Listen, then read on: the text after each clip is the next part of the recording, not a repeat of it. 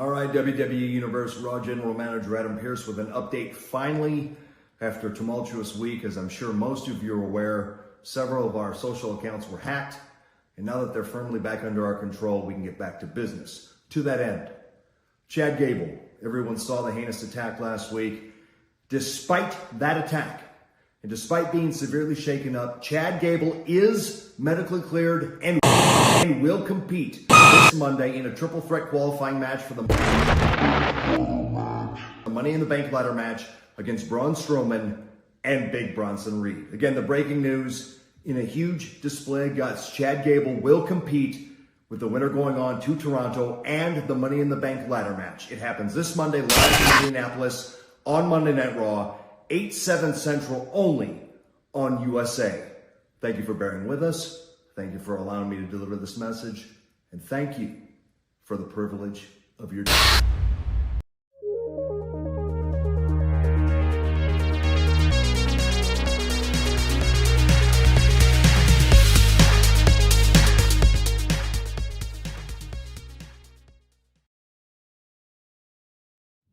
It's now time for The Sit Down with Don Tony.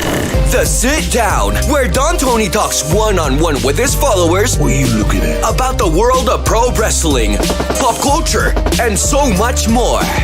The Sit Down with Don Tony. And now, your host, Don Tony.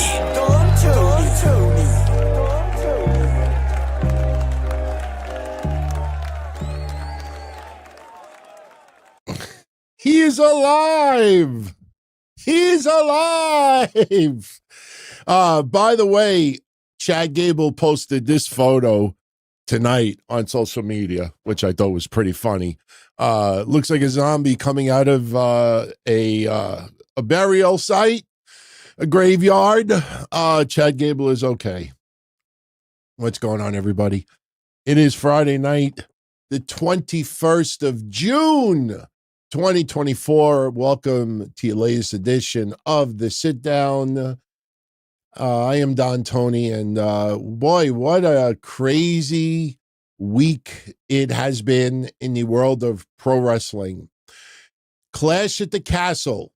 You know, I hope all of you tuned in to last Friday's show, because it went well beyond the predictions of Clash at the Castle. There was a lot of things that we talked about that has happened in the last 7 days.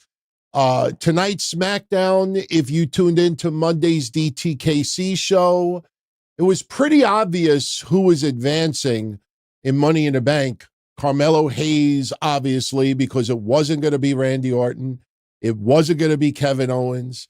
It wasn't going to be, who else for tonight? Grayson Waller.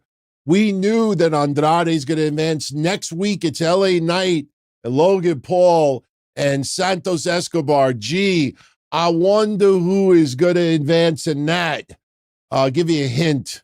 I don't speak Latino all that well, but you best damn believe Santos Escobar is going to advance there. Chelsea Green, the template that we talk about over and over and over again. Someone else does the dirty work. Somebody sneaks the pin. They did it at Clash at the Castle, taking the titles away from Bianca Belair and Jade Cargill. They did it again tonight to Bianca Belair. She does all the dirty work to Michin, who I also believe only has one victory in singles competition on the main roster in 2024. I love Bill DeMott. I respect the hell out of him.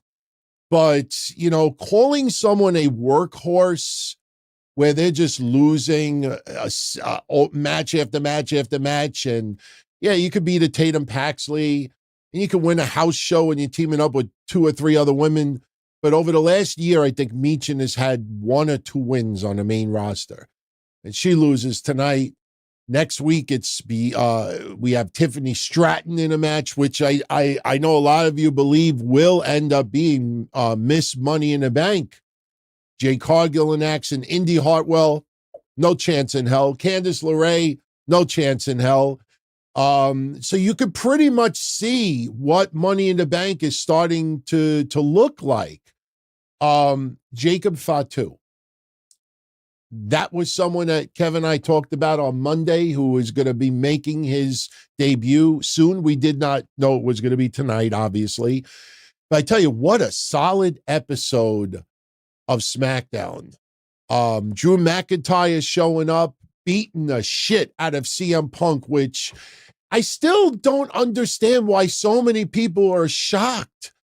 They were shocked that he was going to lose a Clash at the Castle, not paying attention to the storyline with CM Punk all that much. CM Punk is trying to ruin the life of Drew McIntyre, and not giving him a win at Clash at the Castle is the ultimate, stick in the ass. Now it's Drew McIntyre's turn. And what better place to do it in Chicago? Kevin and I talked about on Monday, if you follow WWE, you see that fans are getting behind Drew McIntyre because of the way he's being utilized. And after losing a Clash at the Castle, there's a lot of fans who are not mentally prepared that Drew is a sports entertainer, a performer, that you don't have to be WWE champion in your hometown. You don't have to have title reigns after title reigns. There's a bigger picture here. As we've said since 1997, pro wrestling is supposed to break your heart once in a while. I was surprised how many people just were not mentally prepared of Drew losing. Regardless, because of that lack of mental preparedness, there's a lot of people who are against CM Punk right now. Not necessarily that they're against CM Punk, but they're pro-Drew because they feel that WWE is sticking it to Drew. You saw it. Chad Gable signs a WWE contract, loses a Clash at the Castle, and 2 days later, he's attacked. I don't want to use the term shot because if you saw my tweet that I posted late Monday night and I said it on Patreon this Tuesday, I'm angry. I'm angry that I did not put the 2 and 2 together while I was live with Kev Monday night. If you follow me on Twitter at Don Tony D, you have an idea of what I was talking about. If you tune into our Patreon or if you're a channel member here, you already know what I said on Tuesday. I'm going to have to repeat myself here tonight. What the Wyatt 6 are all about. If you saw the thumbnail for tonight's show, are they murderers or are they misfits? And I think you really need to stress the term misfits. I will explain in a little bit more detail momentarily. We'll also talk about AEW's rating.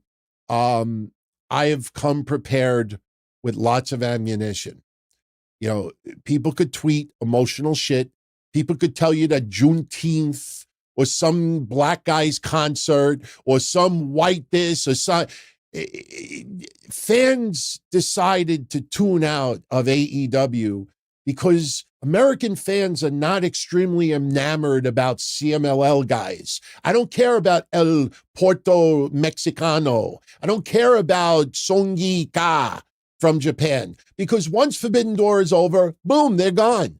If you want to do a one-night event and hype it up the week before, fine, a day before, fine, but to do 6 weeks of storyline, and we'll talk about MJF. We'll talk about MJF because I saw somebody sent in a super chat before we went live, like what I think is tremendously wrong with MJF right now, and it's pretty fucking obvious. So, but I have come with bullets, not literally, figuratively, but literally. No, not literally, but figuratively. I have bullets. For everyone that's going to tell you that there was a blip in the ratings, for anyone that's going to tell you that this week viewers tuned out a lot more because of the holiday, because of this, because of that. Oh, I have quite a bit of ratings to share with all of you. And the greatest thing about it is none of it is wrestling. So we'll do that a little bit later. We'll talk about Forbidden Door and El Taco Rivera and some dumb fuck. It's nothing against Mexican wrestlers. It's nothing against Japanese wrestlers, but this forced, Forbidden Door feud. For American wrestlers, I don't even see Japanese media making a big buzz about it. I don't even see the Mexican media making a big buzz about it, because once Forbidden Door is said and gone, how many American wrestlers you think are going to turn around and say, I think I'm going to start watching CMLL. I'm going to start seeing New Japan a little bit more. New Japan's ratings on Access TV. I went to a communion party that had more viewers than New Japan on Access. So we'll talk about all of that, and then we'll get into your questions as well, and then we will call it a night. I want to say one more thing about Drew and CM Punk, and we'll also elaborate a little bit more on Jacob Fatu, because I tell you, it's really, really funny when you start trying to figure out, Bloodline versus Bloodline at Survivor Series is pretty much a lock now. They have enough members. If you remember our early conversation early this year, we were worried about 4-on-4. Where are you going to get the fifth guy? And even 4-on-4, Tongaloa, is not extremely, big in this storyline. You're wondering where Jacob Fatu falls in all this, and you realize now Jacob Fatu is a clear-cut heel. That guy is a fucking savage. I mean, if you're into Tama Tonga, you know Jacob Fatu is that much better. And I know what some of you probably going to say. DT, they're so good. Why did WWE wait so long to sign them? Because you didn't have this bloodline infighting feud at the time. Roman Reigns was still on his dominant feud. You're not going to bring in Tama Tonga as a baby face during Roman Reigns' bloodline historic run. You're not going to bring in Jacob Fatu to go against those guys. The timing just wasn't there. You don't bring people in just to bring people in. Shane McMahon is a good example of that. We'll talk about Shane McMahon a little bit later. But I know we're going a little all over the place right now, but there's a reason behind it. So I want to give you an idea of what we are going to be talking about tonight. We're definitely going to talk about Wyatt 6, and I truthfully, honestly, sincerely believe, no clickbait, it's not even in the title for this episode. I promise you, I think when you're done hearing what I say about the Wyatt 6, it is going to be clear as crystal as far as who these guys are. And I don't mean by names. It's what they are doing and what went on Monday. I played that clip of Adam Pearce talking about Chad Gable, not to make fun of what happened on Monday, but to put an exclamation point on what I said Monday and Tuesday as far as where this is going and what we are going to find out on Monday. Now, before we wrap up a little bit about Drew and CM Punk, I want to give a quick plug for something. It means a lot to me. I know a lot of you are familiar with a show that streams on YouTube. It's been on Long Island television in the past, Monty and the Pharaoh. Two really, really good guys. In the past, I didn't see eye to eye with them, not because of, personal issues. It was just differences of opinion. But they invited me to come on to their show, and I have accepted. It is Clash of the Titans. And I'm not going to lie, I am legitimately a little bit nervous about this, because I always thought it was going to be a hit job for years and years and years. But Monty and the Pharaoh is a great show. If you go check out their YouTube channel, they have tons of Hall of Famers on their shows every month. They just had Wendy Richter on this past week. I think Missy Hyatt's coming on in a day or two. And they have regulars. I mean, big names also from yesteryear and today. So next Thursday night at 9 o'clock Eastern, right here on YouTube, I will be live with Monty and the Pharaoh. I have no idea what we're going to be talking about as of yet, but it's going to be Clash of the Titans. And there's going to be video. For people that are asking right off the bat, there is absolutely going to be video. I thought that I was going to possibly have to make the trip to Long Island and go in studio. But because the hosts are now one simulcast from Florida and one simulcast from Long Island, I could stay home on Thursday. So this way, if the going gets tough for me this Thursday, I could say, "Oh, Monty, there's something wrong with my camera." You know, there's just no. Listen, if I could give it, I better be able to take it, right? So definitely join me Thursday. It's going to be a really, really fun episode. I'm looking forward to it. What took so long for us to do this, right? Okay. Let me just finish up the Drew McIntyre CM Punk. Kevin and I talked about it on Monday. Drew McIntyre, if you're going to ruin someone's life, especially if you want to go mob style, you don't give them an ounce of happiness. You want to ruin everything about them. You want to take their greatest moments and sabotage it. CM Punk doing what he did to Drew McIntyre in Scotland is the ultimate screw job that CM Punk could have done with Drew. People saying, "Oh, CM Punk could have let him win, and then he could have taken a title, and that would have hurt Drew McIntyre also." No. If I break up with my ex and I hate her, you think I want her to smile? You think I wanted to get married again? You think I wanted to have an orgasm? You think I wanted to have any type of happiness? I want that motherfucker to be miserable 24/7, 365. Even when there's a little bit of sunshine, when she opens up the blinds, all of a sudden there's thunderstorms. I want to pay off Mother Nature, nothing but hail 24/7. Trust me, I have no female that I have that kind of angst against. The point is, this is WWE. And this is the Triple H writing now, a little bit more in the common sense department. If you're going to ruin someone's life, you don't give them a chance of happiness in their home country, in front of their friends, in front of their family. You don't do that. So CM Punk screwing Drew McIntyre was the only way to go. But because the fans are starting to get behind Drew because he's been killing it with his character, he's been entertaining on social media, the stuff with CM Punk has been tremendous. I mean, people only give a shit about CM Punk and Drew McIntyre as far as those two commingling. So how do you prevent CM Punk from getting booed for what he did at Clash at the Castle? Well, you have him show up in Chicago. Drew was screwed in his hometown by CM Punk. Tonight, CM Punk was screwed by Drew in his hometown. CM Punk bled tonight.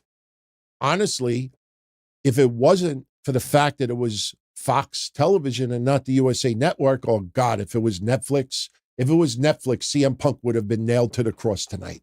CM Punk would have gotten balls beat out of him on camera, not lift the gate, and he's got a whole bunch of cherry Italian ice on his mouth. This is Fox. If you even looked with the Wyatt stuff, we didn't get any new material tonight. We said it on Monday. Don't expect new material. The stuff that they did on Pat McAfee, for those that didn't see it, there was a little power glitch at the end of Pat McAfee's show yesterday. And then today he said that there was some type of weather issue. And then at the end of his show, something shows up on the screen, you lied. Listen, Pat McAfee is a commentator for Raw. So I like the interaction. I like that wrestling could commingle in outlets like this.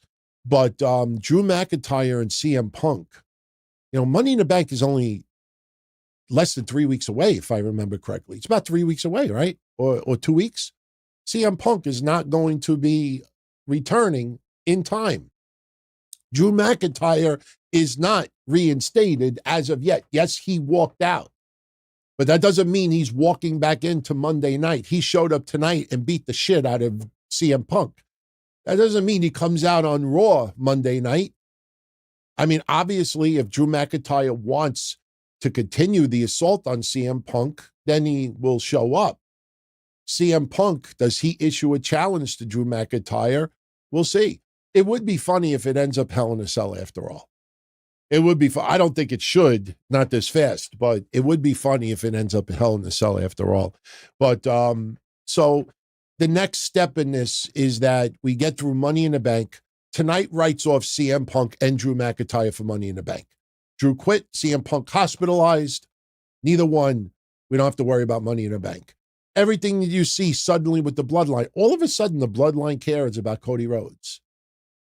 This is all to set up the Money in the Bank match.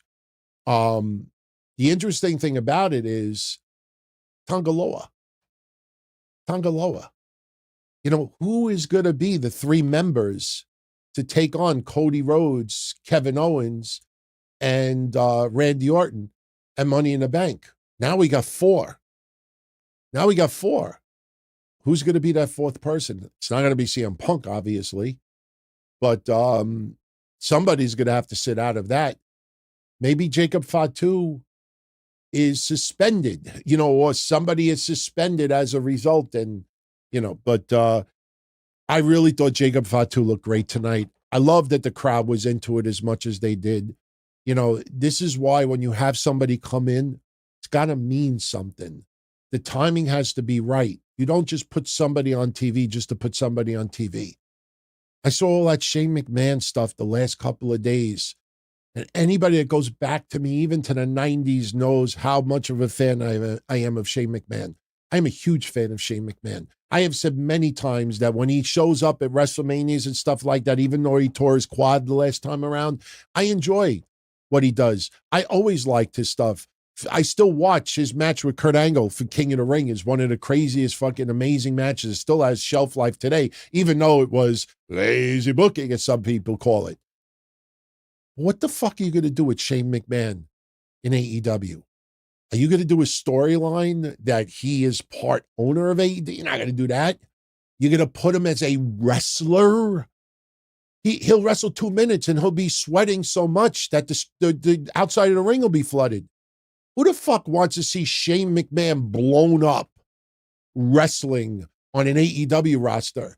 You see all of the people that were excited about that the last couple of days, those are the people that have caused AEW to get to where it's at right now. For years. It wasn't just that things were great. It had to be capitalized. It had to be in bold letters. And if you thought something was good but not great, what the fuck is wrong with you? What are you, fucking stupid? What are you, a WWE dick sucker? The fuck you talking about? This is the fucking greatest shit that I've seen. This is the fucking greatest shit in the last 20 years. Vince McMahon is fucking sweating. See what he's doing? WWE is doing better now because AEW is breathing down their fucking throat. Now Captain Obvious, the rose-colored glasses have come off, and now you see the rails falling off, and they're the first ones. It's like the Titanic.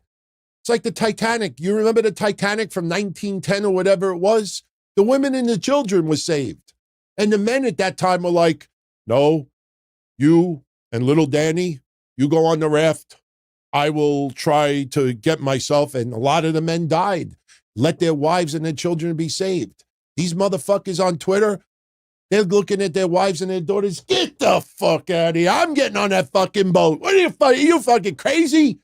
Are you nuts? And so these people are a bunch of pussies. Now all of a sudden, you know, I love this today. I got to show this to you. A lot of you have paid attention that I was a little skeptical about Bryan Alvarez, you know, because I've seen the good cop, bad cop. I've been doing this since 1997. I may not have 500,000 followers, and my name may not be as strong as it used to be because of my own doing, but I've seen everything. You know, I've seen people come and go, and I've certainly seen good cop, bad cop. And I saw this. Oh, no, that's not it. Wait. No, that's not it. Ah, shit. I don't have the screenshot. All right, we'll show it Monday. But I'll tell you what it was. Bryan Alvarez writes tonight, wrote this morning, that another great episode of Dynamite and one of the worst NXT episodes in forever. That's exactly what he said. Go look it up. One of the better episodes, another great episode of Dynamite this week, and one of the worst booked NXT episodes in forever. Sorry, Bryan, I don't take your fucking advice. I don't take your advice. NXT this week did 724,000 viewers. AEW did 502. Last week, NXT did 718. By the way, this week they were opposed by the NBA Finals? Wasn't it the NBA Finals Tuesday? And the ratings still went up. There was no playoffs. There was no, mass murders. There was no January 6th. There was nothing Wednesday. Not take away from the holiday, but nothing. And we'll get into those ratings in a little bit. But before we go any further, let's talk briefly about the Wyatt 6. Okay? Wyatt 6. Murderers or misfits? Now, I want to say a couple of things, and I'll be very brief about this. First of all, if you joined Kev and I on Monday night, I want to remind everyone, Kev and I do our shows 10 minutes after Raw goes off the air. We don't have the luxury to watch replays before we go live. We don't have the luxury to use forensics and boost lighting and add contrast and zoom in on this and focus on this and replay this. So when I thought that Karrion Kross was one of the people that got whacked on Monday night, we did not have time to review it a second time, a third time, a fourth time. Yes, after the show was over, I realized it wasn't him. Some of the outfit was different. Braun Strowman, forgive me, but it was Bronson Reed that made a joke on social media Monday night, said, all my opponents next week are dead, insinuating that Braun Strowman was one of the ones also attacked. One of the persons knocked out looked a lot like Braun Strowman. Again, Kevin and I started 10 minutes after Raw ended. We never have the luxury. People sit on social media for an hour, 2 hours, replaying, zooming in, brightening this, clearing this up, doing this. And then people go after me. What are you, fucking stupid? How the fuck do you think that's Karrion Kross? Do you fucking look at Braun Strowman's shoulder? You don't have a fucking tattoo like that. He's got hair. What are you, stupid? And I blocked like 35 people Monday night. If you want us to start the show a half an hour after Raw ends, yeah, we'll do all the forensics before we go live next time. But I'm angry. I am angry because it hit me after the show ended. What actually happened to Chad Gable on Monday? What actually happened to the people backstage? We all thought murder, shot in the head, whacked. Chad Gable, whacked. People psychoanalyzing it, going back to the history of Chadius Gable and what interactions did he have with Huskus the Pig, Brayeth the Wyeth, Nikki the Cross, Dexter Lewis. Why did they go to Chad Gable? Because he happened to be there, period. Now, why I am mad is because it hit me right after the show ended on Monday. When we saw Chad Gable with his temple, we saw that guy sitting down that I thought was Karrion Kross, and we thought his brains were splattered against the wall. I made a joke on the show, and I said to Kev on Monday, I said, for all we know, Nikki Cross could have just had a paint gun. And I didn't think anything else of it until after the show was over. Now I was thinking about the backstage segments with Nikki Cross and Dexter Loomis with the art, and Nikki Cross when she was mischievous, when she was stalking Candice LeRae and everything. And, when I was saying on Patreon Tuesday, we don't do video on Tuesdays, but you remember when Nikki Cross would be mischievous? She'd be like this, almost like that little baby from Family Guy. She'd be like, like she's doing like psycho shit. These are not murderers. These are misfits. This is a celebration of Bray Wyatt. This is the Wyatt 6. This is Bo Dallas showing his love for his brother, keeping his brother's legacy alive. Obviously, he's not going to fill the shoes of Bray Wyatt. He's not going to replicate anything that Bray Wyatt did. He's paying tribute to it. And WWE is giving the platform to continue the artistry, the creativity, the psychoanalysis of what Bray Wyatt was and what Uncle Howdy was supposed to be. This is a new book. You know, you think of over the years, you could have a character die off in a movie, and then another character picks up from it. Now, I don't want to use Apollo Creed, but I'm just saying, like, a character dies off and another character becomes the focal point. And they came out, they were cheered. They were supposed to be cheered because this is Bo Dallas, Bray Wyatt's brother. Loved his brother. It's not spitting on his brother. Everybody in that group is paying tribute to Bray Wyatt. And remember why the Wyatt family originally formed. Remember the Bray Wyatt, David Koresh-like character? Some people compared it to that Robert De Niro character from Cape Fear. This is the same concept. If you follow the vignettes and the promos leading up to this, these are cave birds. These are birds that are being set free. They were promised everything in the WWE, and they were not given that. They were mistreated, and they were considered outcasts. Remember that analysis a month and a half ago? They were outcasts.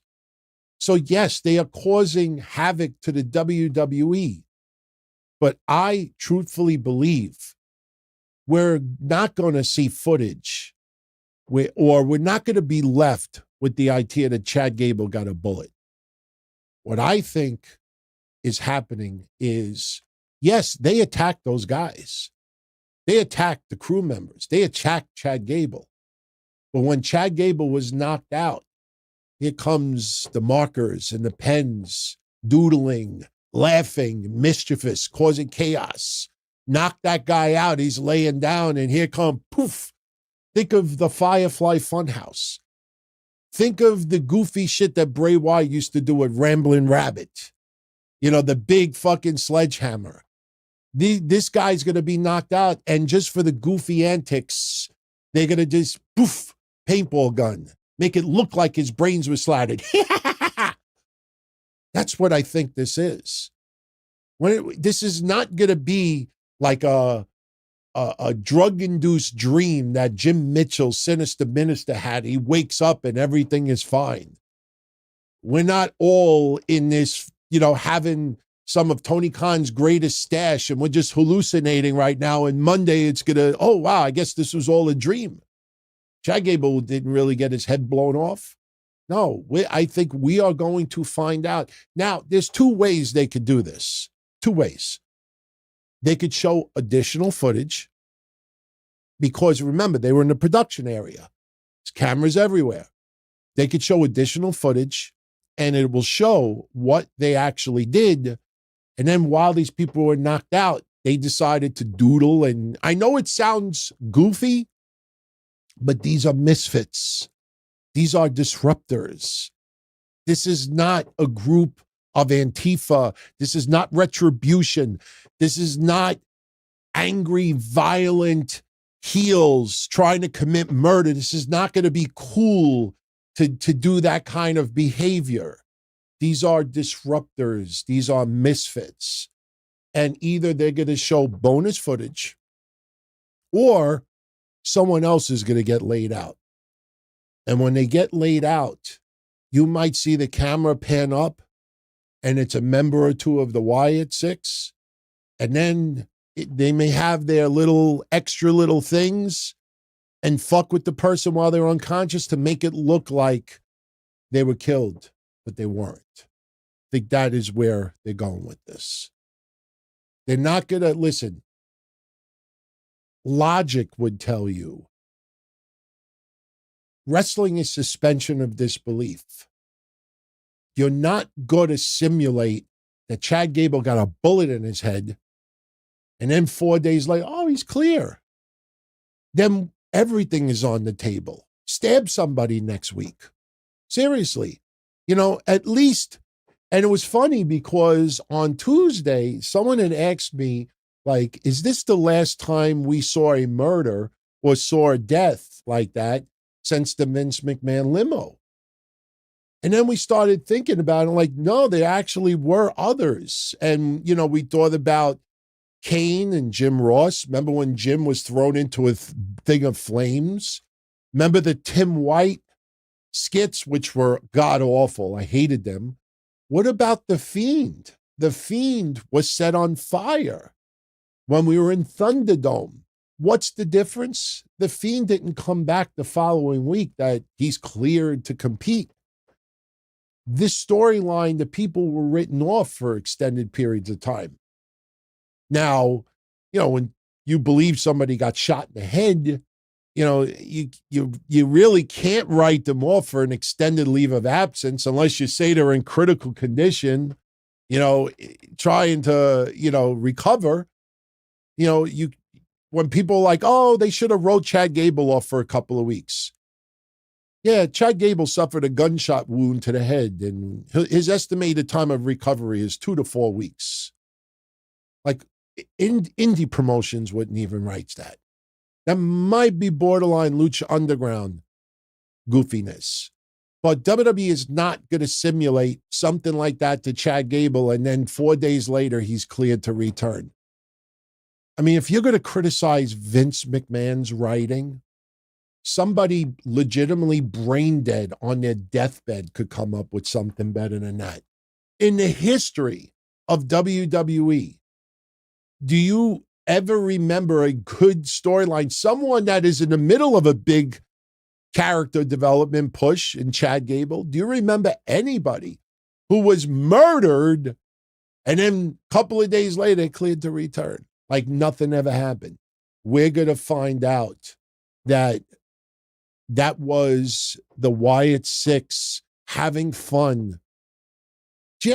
Any of you out there ever haze your friends when you were younger? I remember clearly, and I believe it or not, I have pictures, but I don't know where they are.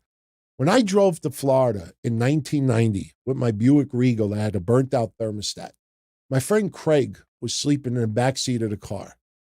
And while he was sleeping, we were sticking cigarettes up his nose. We were sticking them in his ears. We were giving him wet willies. We were trying to do everything to annoy the shit out of him.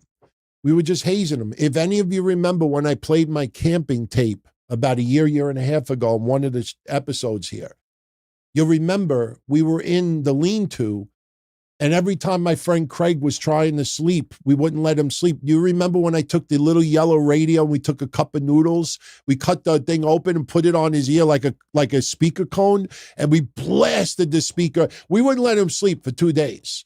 And we got it on video. It's the funniest shit around. His skin turned olive. He got no sleep. The bags under his eyes, his skin turned olive because he didn't sleep. You haze people. I could picture Chad Gable getting knocked out, and they're like, I'm not going to draw my face, but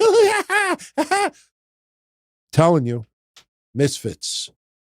That's what these are. And when you're a misfit, that you could feel sorry for, that you could laugh along with, not murderers. So this is what we're going to get. I'm telling you. I posted some of it on Twitter.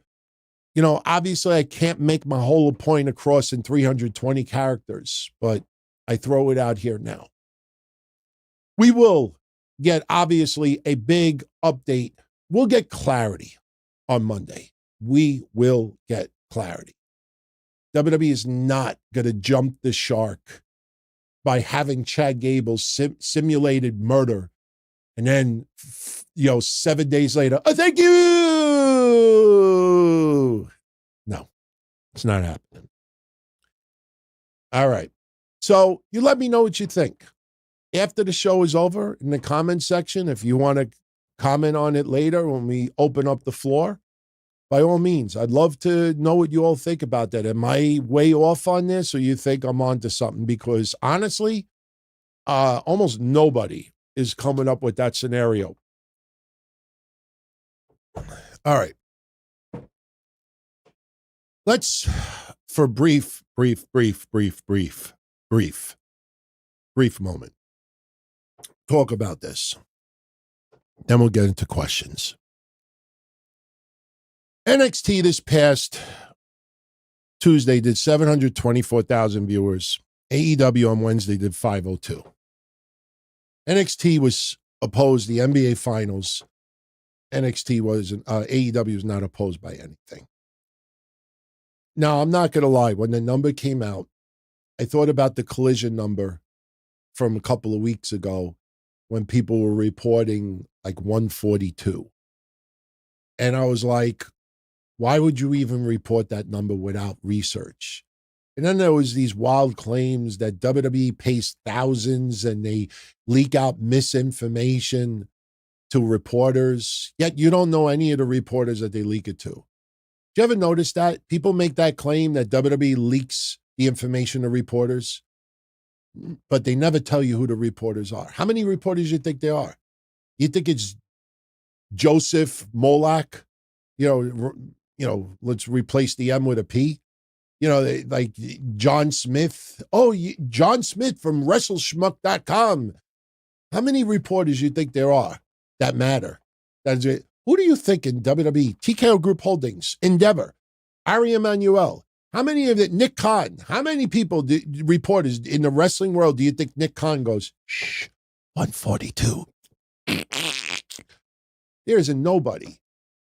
The thing is that these people online that make those stupid claims, they know that Nick Khan, Triple H, they're not going to go on social media and say, you're a liar. That's bullshit. They just ignore your ass.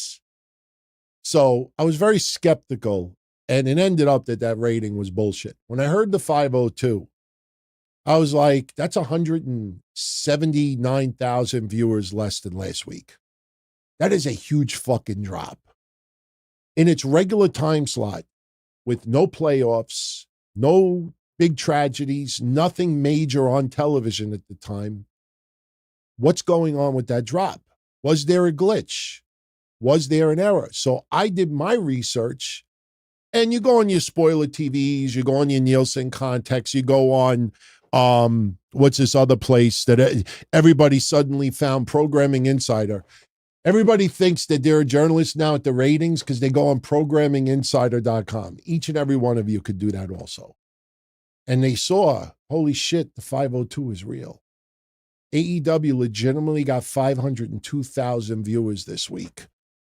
Now, what is fucking scary about that? What is scary? I don't want to put it on the screen. I was asked by somebody affiliated with WrestleNomics not to put the graphs on the screen because they charge money. And even though a Patreon of theirs sends it to me, you know, it's not fair to them, you know, to put it out there. So I will read it, but I won't post it. There was no Big Bang Theory lead-in this week. Instead, they had like the Panther, Blue Panther, or something like that.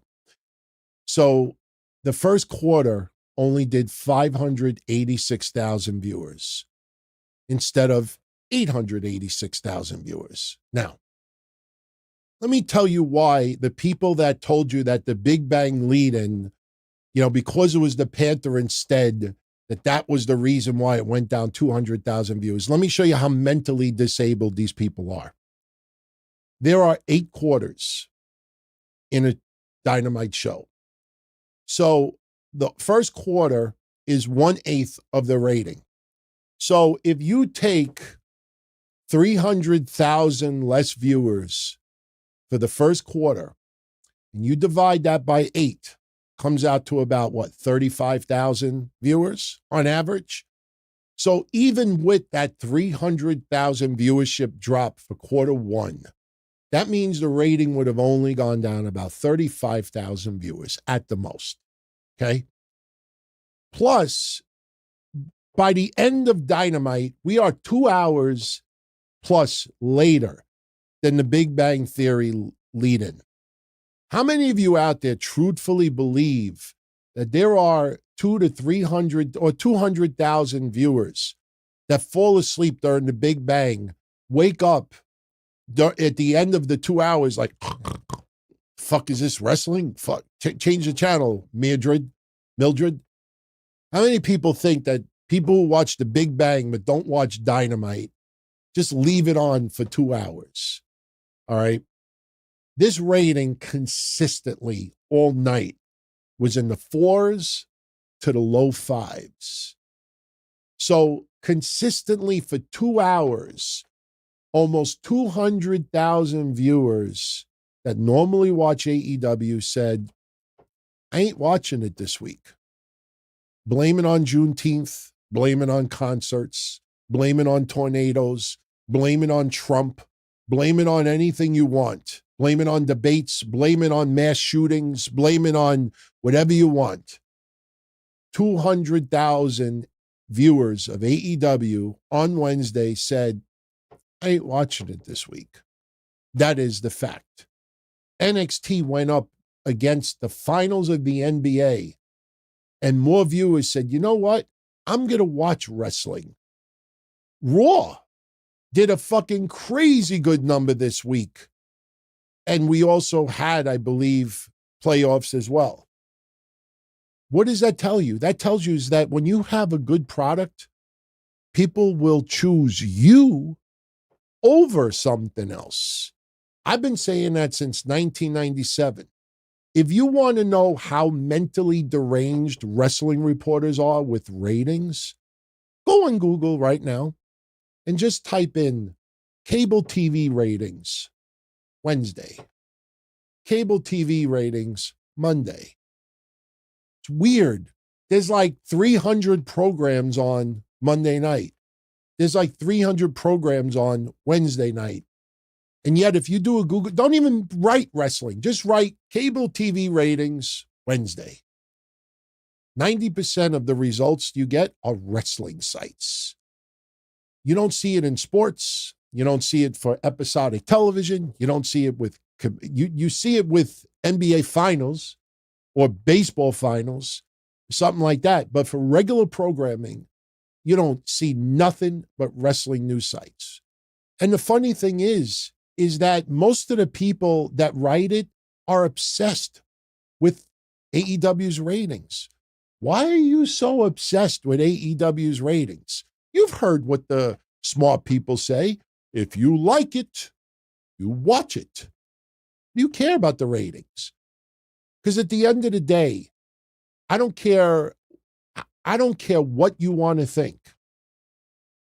Warner Media Discovery has to answer to stockholders. Sooner or later, investors are going to say, why are we putting primetime Wednesday night for wrestling that draws 700,000 viewers, 600,000 viewers? For the kind of money and advertising that comes in, why are we giving that prime? That doesn't mean they're not getting a TV deal. I have said many times, AEW, I believe, is going to get a TV deal with Warner Brothers Discovery. They will get an extension. But sooner or later, Warner Brothers Discovery's got to say, look, man, 8 to 10 p.m., Rampage Friday night, Collision Saturday night. I mean, Rampage is at least a little bit later in the day. But sooner or later, that prime, there's a reason why they call it prime time. So, for everybody out there that was giving you excuses to the rating this week, and listen, I don't like that the rating is 502. That is goddamn pathetic. I mean, it's funny because first it was Jay White, game changer. Then it was Will Ospreay before he signed, because Will Ospreay, remember, was there before. Little bits of Okada. Then it's Mercedes Moné. And now MJF is back. And you got ratings like this. When does someone look in the mirror and say, Ant, you gained 40 pounds? You could buy a slimming mirror from Amazon. You could change the scale and put it 40 pounds behind. when do you look in the mirror and say, the fuck is going on here? They got, do I still have it? I still have it. AEW triumphs over WWE in securing top wrestling free agents. Remember that article from that genius, Ella Bennett? Ella Bennett. I honestly think we're going to find out one day that she was a Make-A-Wish person, and her wish was to be a journalist for a day, because nobody in their right mind would have written something like that and be proud of it, unless you write for The Onion. So, I decided, let me do a little research myself and see what was the ratings overall for the night for Wednesday. So, for everybody on video, if you allow me for a minute, I'm going to put on the screen. Hopefully, you could see this well. I'm setting it up. Okay. Here we go. Now, everyone will just give you the top 10 shows on basic cable Wednesday. Nah. We're going to go to regular network television also. We're going to look quickly at some of the ratings from this past Wednesday compared to the week before. Dynamite went down to 502, 44% less than it was last year, I think, pretty sure. Let's see if any other shows had substantial declines. So now ABC, yes, if you look at these side by side, we cannot use ABC as an example because last week it was the NBA Finals and this week it was the Connors, and Shark Tank. But I'm putting that on there just so you could see, that for ABC. So we'll go to CBS. Now, on the left is this past Wednesday, and on the right is last Wednesday. And I'm focusing at the same times that Dynamite was on. This Wednesday, The Price is Right did 3,624,000 viewers. Last week, it did less. Last week, it did 3,587,000. What? Nobody black watches The Price is Right? And the only reason why I'm saying that, my friends, is because people blame Juneteenth as the reason. Somebody actually wrote to Dave Meltzer and said, you don't think it's possible that 200,000 black fans didn't watch Dynamite on Wednesday? It's not about a black or a white thing. Just let that sink in and think about percentages and demos and everything else. And you say to yourself, what's this person talking about? Let's make a deal. This week did 2,953,000 viewers, up 217,000 viewers from the week before. Let's continue. Let's go to NBC. NBC. All right, we have Olympic trials. Okay, that's not fair because Olympics were not on last week. So we'll go now to, let's see, CW. Should we really care about CW? Nobody cares about CW. Fuck CW, right? If you really want to use CW, Walker did 61,000 viewers more than last week. Wildcard did 12,000 viewers more than last week. So now we go to cable TV. And let's look for shows that were on last week. Now, remember, we had NBA this week. So let's go to Gutfeld. Yeah, let's go to Gutfeld because, actually, Gutfeld was on after Dynamite. That's not fair. If Juneteenth was the reason, people stopped partying before 10 p.m., obviously. Let's go to Hannity. Hannity is on between 9 and 10 p.m. Hannity this week did 2,302,000 viewers. Last week, they did 2,257,000. Gee, their ratings went up. Jesse Waters, 8 to 9 p.m. This week did 2,511,000. Last week, they did 2,769,000. Yeah, they did have less, but it was only about 10%. We go to, I think this is a great example. Tyler Perry. Gee, I mean, if people are watching TV and celebrating Juneteenth, I think Tyler Perry would be a very popular show to watch, don't you think? Sisters. This week, Sisters did 749,000 viewers. Last week, it did 746. 3,000 viewership change. You see where I'm going with this, my friends? There ain't nothing this week that had nosedives like Dynamite did. Yeah, Murder at the Motel. This week it did 368,000 viewers. Last week it did 388. Only about a 20% drop. House Hunters. Last week it did 693. This week it did 813. Wow, that's a pretty big increase. A lot of aspiring homeowners decided, hey, I'm not going to watch Dynamite this week. I'm going to go hunt for a house. We could continue. We could go on and on and on. And you see, it is bullshit what people are trying to sell you. Look at Pursuit with John Walsh. Last week it did 431. This week it did 413.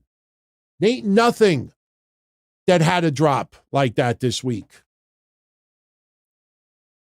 I'm sorry if that bored you. But there's a reason why I refuse to sacrifice credibility for additional viewers and emotion and clickbait and saying what sounds right, but there's no proof whatsoever. There's no merit. I watch people every week on social media, in the podcast world, in the news world that write this shit. And I'm looking at it and I'm like, what are you, high? Like, where are you getting this from? And I'm like, oh, I get it. There's tens of thousands of suckers every week that fall for this stuff. That's why they're so shocked at some of the things they see on TV. I can't believe it. Holy shit, I didn't see that coming. And you know that they're just either extremely dumb or they're just lying to you. Unfortunately, this week, Dynamite's numbers tanked. Do I think it stays that low? No. The number one reason why Dynamite's numbers are in the fucking toilet is because of Forbidden Door. Tony Khan could go on fan-friendly podcast and say, this is the most important Forbidden Door. This is the greatest Forbidden Door ever. If I don't like raw sushi, I don't care how nice it looks on my plate. I ain't eating raw sushi. American fans are not emotionally invested in MJF fighting El Masco Mexicano. I don't care how good he is. I don't care how fucking legendary he is in the United States. If it was ECW, who the fuck are you? Who the fuck are you? Who the fuck are you? I don't care how good the match is. People are not invested in this Forbidden Door. I saw the controversy this week that Will Ospreay came out dressed in like sweats and a shirt. And I honestly didn't think anything wrong with it. But obviously, you know, there was a back and forth with Will Ospreay. I think Disco Inferno might have gotten a little heat, fans back and forth. And I'm saying to myself, when are people going to stop and admit that AEW is summer camp? AEW is where you go that if you want to wake up and have ice cream for breakfast, you can. If you want to have eggs for dinner, you can.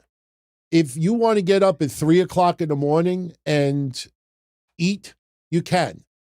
If it's past your bedtime and you want to play video games, you can. Like anything you want to do, you can. Mr. Rock, I want to dive off the cage. Instead of somebody saying you're 50 fucking years old, you know, I don't think that's a good idea. We could do something else instead. Brain fart. Brain fart. Good. Break your other leg next time. I had a brain fart. Why? Because Mr. Rock let you climb the top of the cage. Gee, I want to have this. I want to have that. AEW books to please their roster. That's why whenever the rosters thank someone, they thank Tony Khan first and all of you second. Every time that there's criticism online, people run and they talk about how great Tony Khan is and how great AEW is. And the fans, oh yeah, I forgot you guys too. And you could cut a promo all of a sudden and try to play it off fans, but fans have realized that wrestlers that are going there. And I don't want to use names, but hey, you want to sign me, you got to sign my friend also. You know what? I don't want to work more than 3 dates a month. You got to fly me first class here. You got to do this for me. You know, this is where people want to be coddled. Understand, you know, we talked about this on Patreon this week. 20 years ago, Kev and I, when we started doing podcasts together, I used to talk about the pussification of America. The pussification of America. After 9/11, listen, we're not going political now, but we have grown up a bunch of people that have become fragile. I don't want to say pussies and I don't want to say snowflakes, but they have become fragile. You know, everything has got to be a heart emoji. There's got to be that cake and ice cream moment. That's why Drew McIntyre losing in Scotland, people wanted Triple H to legitimately catch a heart attack. There were death threats put out there. It's fucking pro wrestling. Have a Snickers bar. You're angrier than Drew McIntyre is. How the fuck could they do that? What the fuck is this? What the fuck is that? Why couldn't Zelina Vega win in Puerto Rico? Sami Zayn should have fucking won in Canada. Because people, it's got to be the cake and ice cream 24/7. There's a lot of people out there that can't handle rejection, that can't handle negativity. That's why the AEW ratings situation is such a big story, because there's people out there that are running out of fucking ideas and excuses for why it is going bad. And the problem is, Tony Khan is one of them. Tony Khan is one of them. When you are a billionaire, you know, you think he sits and just reads all his, no. There's people out there, Tony, he's the greatest guy around, he's greatest this, greatest that. You know, you see wrestlers hanging out with him, he goes to a sports bar, he goes to a club, he's partying here. And let's be honest, when you saw Mercedes Moné the night that she won the TBS championship, and they're at some fucking party, and there's fireworks going off, and now with this fucking dance, she's like this with the title going like this, you know. And how many of you out there deep down inside looked at Tony Khan and laughed at him? He looked like the nerd sitting at the football table. And the football table's like, Tony, sit here. How you doing, Tony? Why don't you hang around? Oh, look at your hair. And meanwhile, he thinks he's the life of the party. Oh, come on, you guys. Come on, you guys. My paper towel roll is getting a beating tonight. We're all laughing at him. It's no longer pity. When you are a billionaire and you're on television and you're making wild accusations and calling WWE to Harvey Weinstein, when do you turn around and say, oh, well, you know, he's in over his head. He's burned out. You know, he's new to this game. You know, he just this and that. His mom is sick. Or is this and that? No, man. There's a saying, if you play, you must pay. You're in the fucking game. That's it. Welcome to the big league, son. You don't get fucking excuse. This isn't bowling that because you suck, you get a 30-pin handicap. No. He should be treated just like everybody else. And there's so many people online that think that, you know, that they're in with a crowd if they show sympathy and excuses and, oh, we should just all love wrestling. We should just all love wrestling. At the end of the day, we're all wrestling fans, and the ratings of this and that and toxicity. These people are Looney Tunes. They're Looney Tunes. So I just presented you proof that you could come up with any fucking excuse you want this week for AEW. And believe me, I swear on my mother, I'm not lying when I say this. Are you okay? I swear on my mother. She's not really that. I wanted that 502 to be a glitch. I wanted to find out that maybe something with Nielsen fucked up. But as I researched and saw all these numbers, and I said, you know, let me look at last week. Let me see if there's any pattern. Let me focus on 8 to 10 p.m. Let me see if anything seems really out of the norm. I couldn't find one. Dave Meltzer, as much as I love him, as much as I respect him, as much as I appreciate what he has done in the past when, you know, little things, not a lot, but some. When he writes a tweet and says, look, I wish I could say that AEW was the only one that had a big drop, but no, there were others too. But you know what? There were other people with increases. That is so just disingenuous, because nobody had steep declines like that. Nobody had steep declines like that. So I just presented you proof. And unfortunately, 99% of the people out there aren't going to show you that. They'll show you half the story. They may show you a top 10 and make that seem that's the overall picture. But when you look at ABC, CBS, Fox, CW, regular TV, cable TV, 8 to 10 p.m., 9 to 10 p.m., 8 to 9 p.m., I hate when they compare it to the 5. You ever see that? Oh, AEW did better than the 5 on Fox. It airs at 5 fucking p.m., moron. Compare 8 to 10 p.m. with 8 to 10 p.m. because that tells you that fans out there chose to watch or do something else than watch your program live. That's what happened, period. By the way, this is a week in the making. I was going to open it Monday, but this was funny. And if you look closely, if you look at the top of it, I don't know if you could zoom in on that, but you'll see June 10th is the date of this postmark. I was joking 2 or 3 weeks ago that I get envelopes from WWE every couple of months with photos to give away on the shows. And we talked in the past that Liv Morgan, who is on fire right now with her character, Liv Morgan has been one of the most generous people out there to give us photos to give away. Mandy Rose, when she was in WWE, used to give me a lot of stuff. Shotzi, a lot of women in WWE are very, very generous. And, I became friendly with a couple of people in Florida. And the reasons why. We're not going to bring them up here. But, once in a while, I'll drop an email and say, hey, listen, you have any extra photos? I'd like to give away a few when we're doing watch parties on shows. And they know if I say I'm not going to put them on eBay, I mean it. I don't put it on eBay. I give them away here. So a couple of weeks ago, I was talking about it, and I got an email the following week. And anybody that talks to Kev will tell you, I showed Kev the email. I said, Kev, we're going to get an envelope soon. I don't know what it is, but they're like, oh, look out for your mail. So this Monday, I got this envelope in the mail. I didn't open it yet, but we're going to do a giveaway, I guess, next week or the week after. And, whatever's in this envelope, I don't want to fuck it up, but whatever's in this envelope, hopefully it's good stuff. I don't want to throw any shade towards anybody in the WWE, but sometimes we get really, really good shit. I'll never forget that envelope. We got a couple of Vince McMahon photos, which was pretty wild to get. This was like 2-3 years ago. But, just so people know, I'm going to open this up now, but just so people know,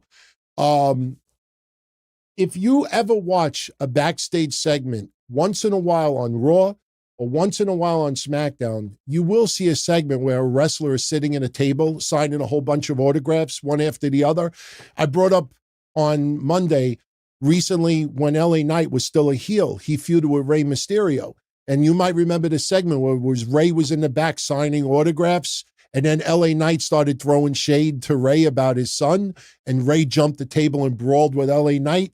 Those photos, those are promo photos that WWE gives away. A lot of fans will write to WWE. A lot of fans will write to their favorite wrestler and say, can I get an autograph? And if you send, especially if you send a self-stamped envelope with it, there's a good chance you will get something back, and never write to a wrestler's home. Unless they publicize it and tell you it's okay, never, ever write to a wrestler's home. Always write to the wrestling companies. But this is why. And, I'm going to open this up. We'll see what's inside. I have no idea what it is because I wasn't expecting this. But, okay, there's another envelope inside. So hopefully it feels thick. So it's definitely not a joke. But whatever it is, not next week, but the week after, we'll give some things away. So nice. I know why I got this. A lot of you are angry with Kev and I because we have been saying for a very long time that Roman Reigns and Cody Rhodes was always the story for WrestleMania. When CM Punk became available and they started preparing for Punk versus Rollins and Punk blew out his arm, that eliminated a match for Rollins, and then Rock became available, and they decided to not only make it the greatest WrestleMania of all time, next year it's the greatest WrestleMania match of all time. Check out the ESPN article from last week with Rock. When you get done with that interview, especially when you hear that all four guys were hugging in the back afterwards and this and that, think about that. All four guys were hugging it out after the match was over. When you're done reading it, you realize that these are entertainers, and their job was to suspend disbelief so much that you truly believe that Rock was going to go in there and fuck the story. Take 2 years of Cody Rhodes and flush it down the toilet. Now you realize that they replaced one 2-year storyline with another 2-year storyline. Roman Reigns and The Rock was supposed to take place at WrestleMania 39. But Rock admitted in his ESPN interview last week that they had the match. They just didn't have the why. Why were they going to face each other? Never happened. Instead, Cody became the story. And then that turned into a 2-year storyline. After 2 years, Cody finished his story. Now The Rock will face Roman at WrestleMania 41, and that is 2 years in the making. So we have back-to-back 2-year big storylines that will come to a head at WrestleMania. Some of you may remember that they started doing promo photos and everything months before The Rock even became available. Are these all the same? Yeah, these are all the same. Dual signed, Roman Reigns, Cody Rhodes, WrestleMania. Very cool. Very cool. We'll be giving those away probably in about 2 weeks. We'll do that on a Monday show. So I want to thank the person who sent me that, because this was joked about a while ago. And I was like, oh, it'd be cool if we get them. So yeah, they're signed by Cody and Roman Reigns. Very cool. All right. So we did the ratings. Next week on SmackDown, these are the qualifying matches. Logan Paul versus LA Knight versus Santos Escobar. Santos Escobar, so far we've been 100% correct in everything that we've called going back to last week. Santos should advance on this one. LA Knight and Logan Paul will fuck each other over. One will screw over the other, and Santos Escobar will end up getting it. Tiffany Stratton versus Candice LeRae versus Jade Cargill. Remember, Bianca and Jade are still supposed to get their rematch. Tonight on SmackDown, Jade was telling Bianca, I'm going to talk to Nick Aldis about getting our rematch. And Bianca's like, well, tonight I got to focus on my match. Money in the Bank qualifier. Bianca lost. So if Bianca lost, more than likely Jade will lose too. And there ain't no way, with all due respect, that Candice LeRae is going to go to Money in the Bank. I think Tiffany Stratton is the one, and most people think that she is the one to likely win it all. And then next week also we have Naomi versus Blair Davenport versus Indy Hartwell. Now, if you follow the participants, if Tiffany Stratton advances, you almost feel that Naomi needs to advance as well. Naomi needs a high-profile match. And the fact that she's got history with Tiffany Stratton, I think both of them are necessary to go at it during that ladder match. So I think Naomi would likely be the one to advance. Blair Davenport, I like Blair Davenport. She's one of my favorites in NXT, but she has not really been formally introduced to the main roster fans as of yet. Like, they've done vignettes and she's done an appearance, but she's not on the level of like a Lyra Valkyria as of yet. So Blair Davenport, I think it's a little too soon to put her in Money in the Bank. She hasn't done nothing on the main roster. Why would you put her in Money in the Bank? Plus, let's be honest, social media will get really freaking angry if Blair Davenport advances and not Naomi. People be like, what the fuck? Why did Naomi even come back? Look, she's been back for how long, and look what they're doing to her. So you almost kind of got to put Naomi in it just to pacify the babies out there. So I think Naomi's probably going to be the one to advance in that. So those are the qualifying matches. Remember, on Raw, we got some qualifying matches also.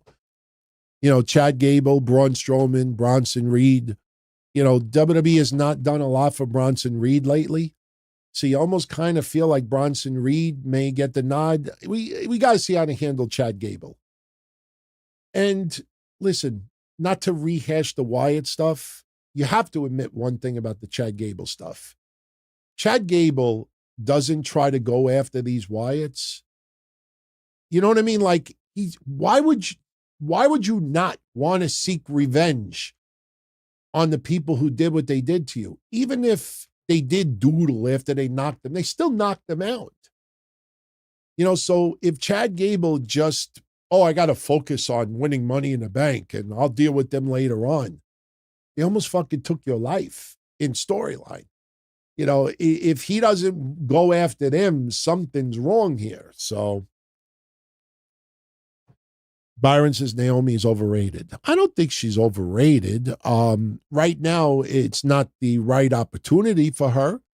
There's a lot of other people on the food chain that are above her, and you don't simply give her something simply to give it to her. But Naomi's done enough that I think she absolutely earns a spot in Money in the Bank.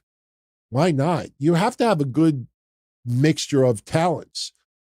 Chelsea Green, you know, I'm happy that Chelsea Green advanced tonight, but it doesn't feel like WWE's put the Jets behind Chelsea Green as of yet. Like, this feels a little bit of a reward for the outstanding work she's been doing the last bunch of months. She gets to be in this match, but what happens next with her and Piper? What happens next? I mean, personally, if you're going to leave the belts on the Unholy Union right now, down the line, I'd like to see Chelsea Green and Piper Niven win the tag titles. I think that would be a pretty cool thing to see, especially Piper Niven. Even though I can't understand half the things she says, she still has worked hard, and I think she is. I think she's credible enough that if she was a tag team champion in the WWE for a little while, I think it would be accepted. I do. I had to put my air conditioner on. As you can see, it is freaking hot in here. All right. So we've gone 77 minutes. Let's answer some chatter. Let's chat a little bit. I'm going to answer a couple of questions that were sent in before we went live. I may have answered some of these already in the rants that we've done for the last hour or so. So, you know, I'll shout yous out anyway, and then we'll head on over to the chat room. As always, before your question, either type the word question, or if you want to make it simpler, just type QQQ, you know, like Q a couple of times so I could see that it's a question. It stands out a little bit quicker. But I want to thank everybody who's joining me live or on the archive. Don't forget, this Monday, Kevin and I will be back for your next Don, Tony, Kevin Cast show. You know, a lot of you may not know this, but Kev had a pretty serious health issue a couple of days ago. Serious enough that his job absolutely would not let him work this weekend. He had to go to urgent care. I'll let him explain it on Monday, but he was not feeling well on Monday. And I thought it was more of a cold, but apparently it was something else. So, you know, I know he's feeling a little bit better, and shout out to Kev. I told him, if you need, you know, rest and take off, by all means. But, you know, I know a lot of you out there already know what's going on with him. So even if you don't, stop by his Twitter. Just say, Kev, I heard you were under the weather. Feel better. It's serious enough that you will make him feel better. I promise you that. All right. Shout out to Yeet Hater. AEW Dynamite in their regular time slot with no NBA playoffs did 502,000 viewers. It has been verified by everyone. DT, please comment about this. Yeet Hater, I already did. At the end of the day, I truthfully believe this is their rock bottom. I don't buy this Big Bang Theory excuse because, again, I don't want to put the quarter hours on the screen because WrestleNomics, this is their income. This is what they do and they get paid for. They make it public a week or two after, but I will tell you this. Their ratings for the whole night, I'll tell you what the quarter hour numbers were. They opened with 586. It was 586, 542, 496, 489, 492, 523, 498, 431, and the overrun of Claudio Castagnoli versus Pac. With all due respect, what the hell are these two guys doing an overrun for? That did 423,000 viewers. So I'm just at a loss, but you could see they're booking to please the wrestlers first, and a lot of bucket list and a lot of fantasy and a lot of egos and a lot of soft people. It's sad to say it, but that's what it is. You know, just because it's a good match on paper doesn't mean that we want to see it on television. You know, some of the people that they have on here that I'm looking at, you know, I have no interest in whatsoever. And I saw one of you write something about MJF, and I have something really, really important to say about MJF. Very curious to see what your reaction is to it, because MJF hasn't moved the needle at all either. And I'll tell you why me, as a wrestling fan, why it hasn't convinced me to tune in at all. I'll tell you when we get to that question. Thank you, Yeet. Umar, people are persuading him that it's Solo Sikoa versus Cody at SummerSlam. He says no, it has to be Orton versus Cody. Reigns to show up at the end of Money in the Bank in a limo with Jacob Fatu. Well, Jacob Fatu obviously made his debut tonight. Some people are saying Hikuleu. I like Hikuleu. All these guys are talented. He's probably, you know, I wouldn't say least on the food chain, but if Roman comes out with him, I don't know how many people are going to go, holy shit. You know, so they were doing that to Jacob Fatu tonight. Jacob Fatu is well known enough that American wrestling fans were anticipating his arrival. With all due respect to Hikuleu, every time I hear that song, I think of that Latino song, Bamboleo, Bambolea. I used to hate that song. Latin Kings, was it? The Latin Kings, right? Yeah. Hikuleu, I haven't heard anybody buzzing about. Like, they buzz because it's part of the Bloodline storyline, but as far as him individually, there's not really much excitement. The weird thing about it is you almost feel like Cody Rhodes might align with Roman Reigns, which is pretty wild. You know, Paul Heyman saying that Roman told him that Roman told Paul Heyman for Solo Sikoa that Cody Rhodes is off limits, as is CM Punk. And Solo says Roman isn't coming back tonight. I mean, that's obviously the beginning of the shift that Roman Reigns will be coming back. Paul Heyman will get a phone call during an episode of SmackDown in the near future. Paul Heyman's cell phone is going to ring, and the camera's just going to conveniently be there, and the camera's going to look down, and it's going to say Roman Reigns on it. and the crowd is going to fucking lose their minds. You're going to hear one of the pops of the year over a caller ID. Remember that I said that one of the biggest pops of the year is going to be a caller ID. Roman Reigns is going to show up on the screen and the people are going to lose their shit.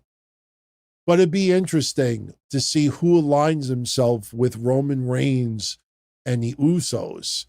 The idea of Cody being aligned with them, that would be pretty odd when you think about bloodline. He's not bloodline. So you almost feel like it's got to be Hikuleo unless there's somebody else. Somebody else, that we have not thought about or could ultimately defect. Who knows? But no, I do believe Randy versus Cody still needs to happen. Still needs to be Randy versus Cody. But now, how do you get to that point? You almost feel like the Rogue Bloodline is going to be Kevin Owens, Cody Rhodes, and Randy Orton. It's almost at Money in the Bank. So is there going to be some type of a faux pas where Cody and Randy Orton get mad at each other? Because Randy Orton wants a shot at that championship. We ain't ever getting that rematch with Gunther, despite what people told you it was. So Randy ultimately is going to have to RKO Cody out of nowhere. And look at that title. And then the fans, that's the thing that's going to be funny. When that happens, you're going to see the usual suspects on social media. I didn't see that coming. Randy, holy shit. I had no idea. Watch. Sal with a 20 spot. Thank you, Sal. Thank you and Kevin for keeping it 100 all these years. I'm sure you heard about Dynamite's rating. Why do you think MJF has led to no gains at all? And what would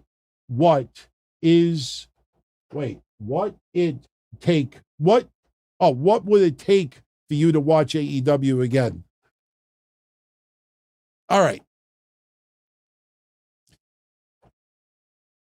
I talked about this briefly on Patreon Tuesday.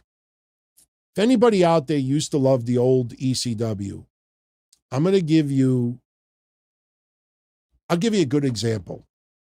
Because I've thought about this feud. And I think it's a great example as to what everything is wrong with MJF right now. Okay? MJF came back and he hit Adam Cole in the nuts. And now he's feuding with Roosh. Now, if I'm MJF, the first thing I do when I come back, I go to Swerve Strickland. I don't have Roosh coming to me. It's like Mercedes Moné. She's the CEO, and her first thought is, let me go for a network title. You see someone debut, like Jay White, and Jay White, his first move is to not go right to the champion. I want that. That's why I'm here. They use the same fucking template every time. Somebody comes in, they cut a promo, I'm happy to be here. Random person comes out, leads to another confrontation. Then you'll have a backstage recorded segment the following week. And then a week or two later, somebody gets jumped. And then that person will have a random match. And then we'll ultimately get a revelation that whoever the person that they jumped, then they have a match. Then after the match is over, another week goes by with another random promo, and then somebody randomly walks down the rampway, has another verbal confrontation. Then a week later, a person does a backstage recorded interview. They've done it over and over and over and over and over again. When Mercedes Moné came right before she debuted, a week before, I said she's going to go at it with Sky Blue. Willow Nightingale will be involved. Chris Statlander will be involved. And Julie Hart will be involved.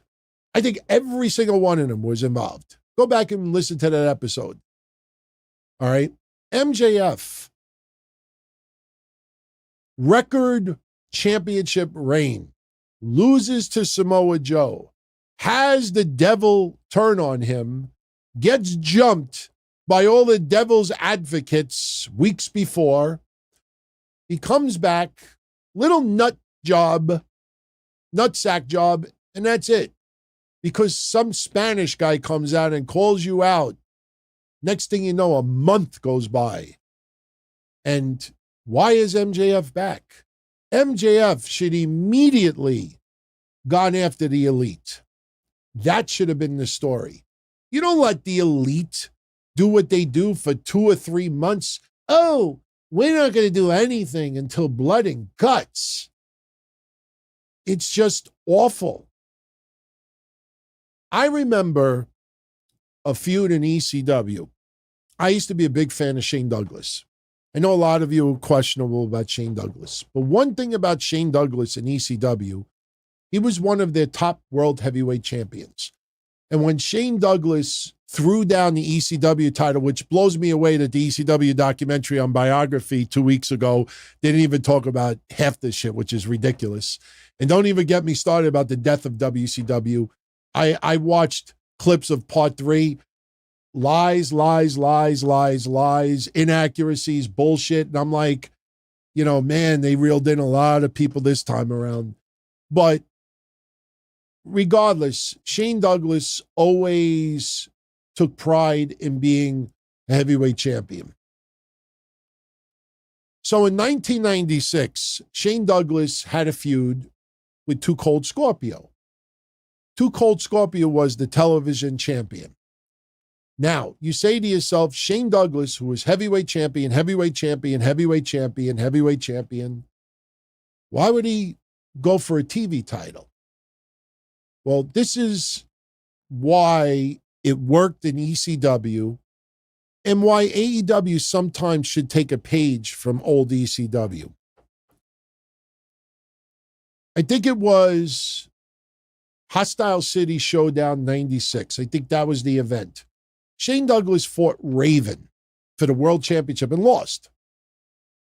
Shane Douglas starts talking about how the World Championship is all that matters to him. That's all he thinks about. Too Cold Scorpio comes out with the TV title. And Too Cold Scorpio is offended. Look, this TV title is very, very important. You're disrespecting me and my championship. How's about you fight me? And Shane Douglas looks at him and is like, listen, you're a good athlete. You're a good champion. It's nothing against you, but I'm not about the TV title. I'm about the world championship. And what ended up happening? When Too Cold Scorpio wasn't looking, Shane Douglas beat the balls off of him and whacked him with the title. How dare you come out there and disrespect me? So what happened? At November to Remember 1996, no, it was a matter of respect. A matter of respect. Think about it. Pay-per-view name? Shane Douglas beat Too Cold Scorpio for the TV title. That's how you get a world champion to feud with someone who is much lower on the food chain. You got to make it feel that you just don't have someone come out there, oh, while you were gone, I was working my ass off. I was working here and you were gone. 95 people on that roster could say the same fucking thing. Roosh. Randomly Roosh suddenly cares. Don't give me a storyline from 3 years ago. Don't give me about a briefcase of money. It's about MJF. It's not about Roosh. MJF should have come out there and say, Roosh, nothing against you. I'm about the world championship. I want Swerve. I want my belt back. I got to take care of my business with Adam Cole. I got to take care of business with Samoa Joe. That prick beat me for the title. Make it seem like that's all I care about. Leave me alone. Then you could have him turn on Roosh.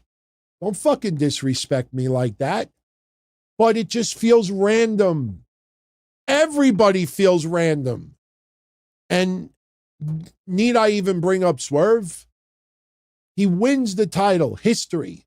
Important moment.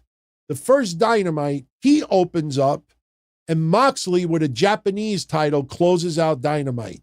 I watched that episode because I wanted to see the celebration for Swerve and for Nana, even more for Nana.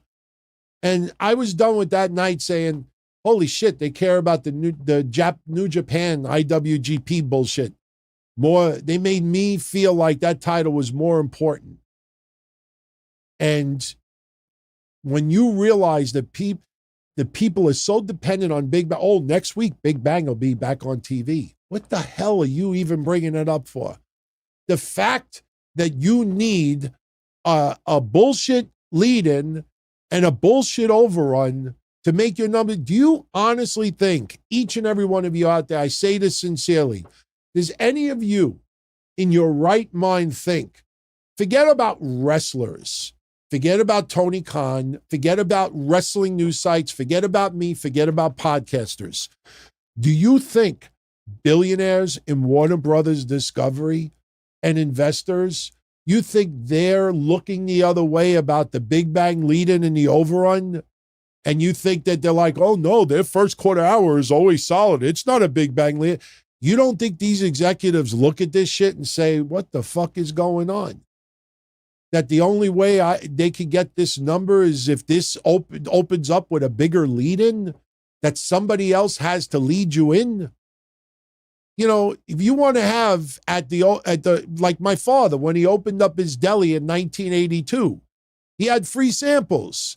He had fucking Ricardo Montalban's brother, because my father could not afford Ricardo Montalban. His brother used to do Sanka coffee commercials.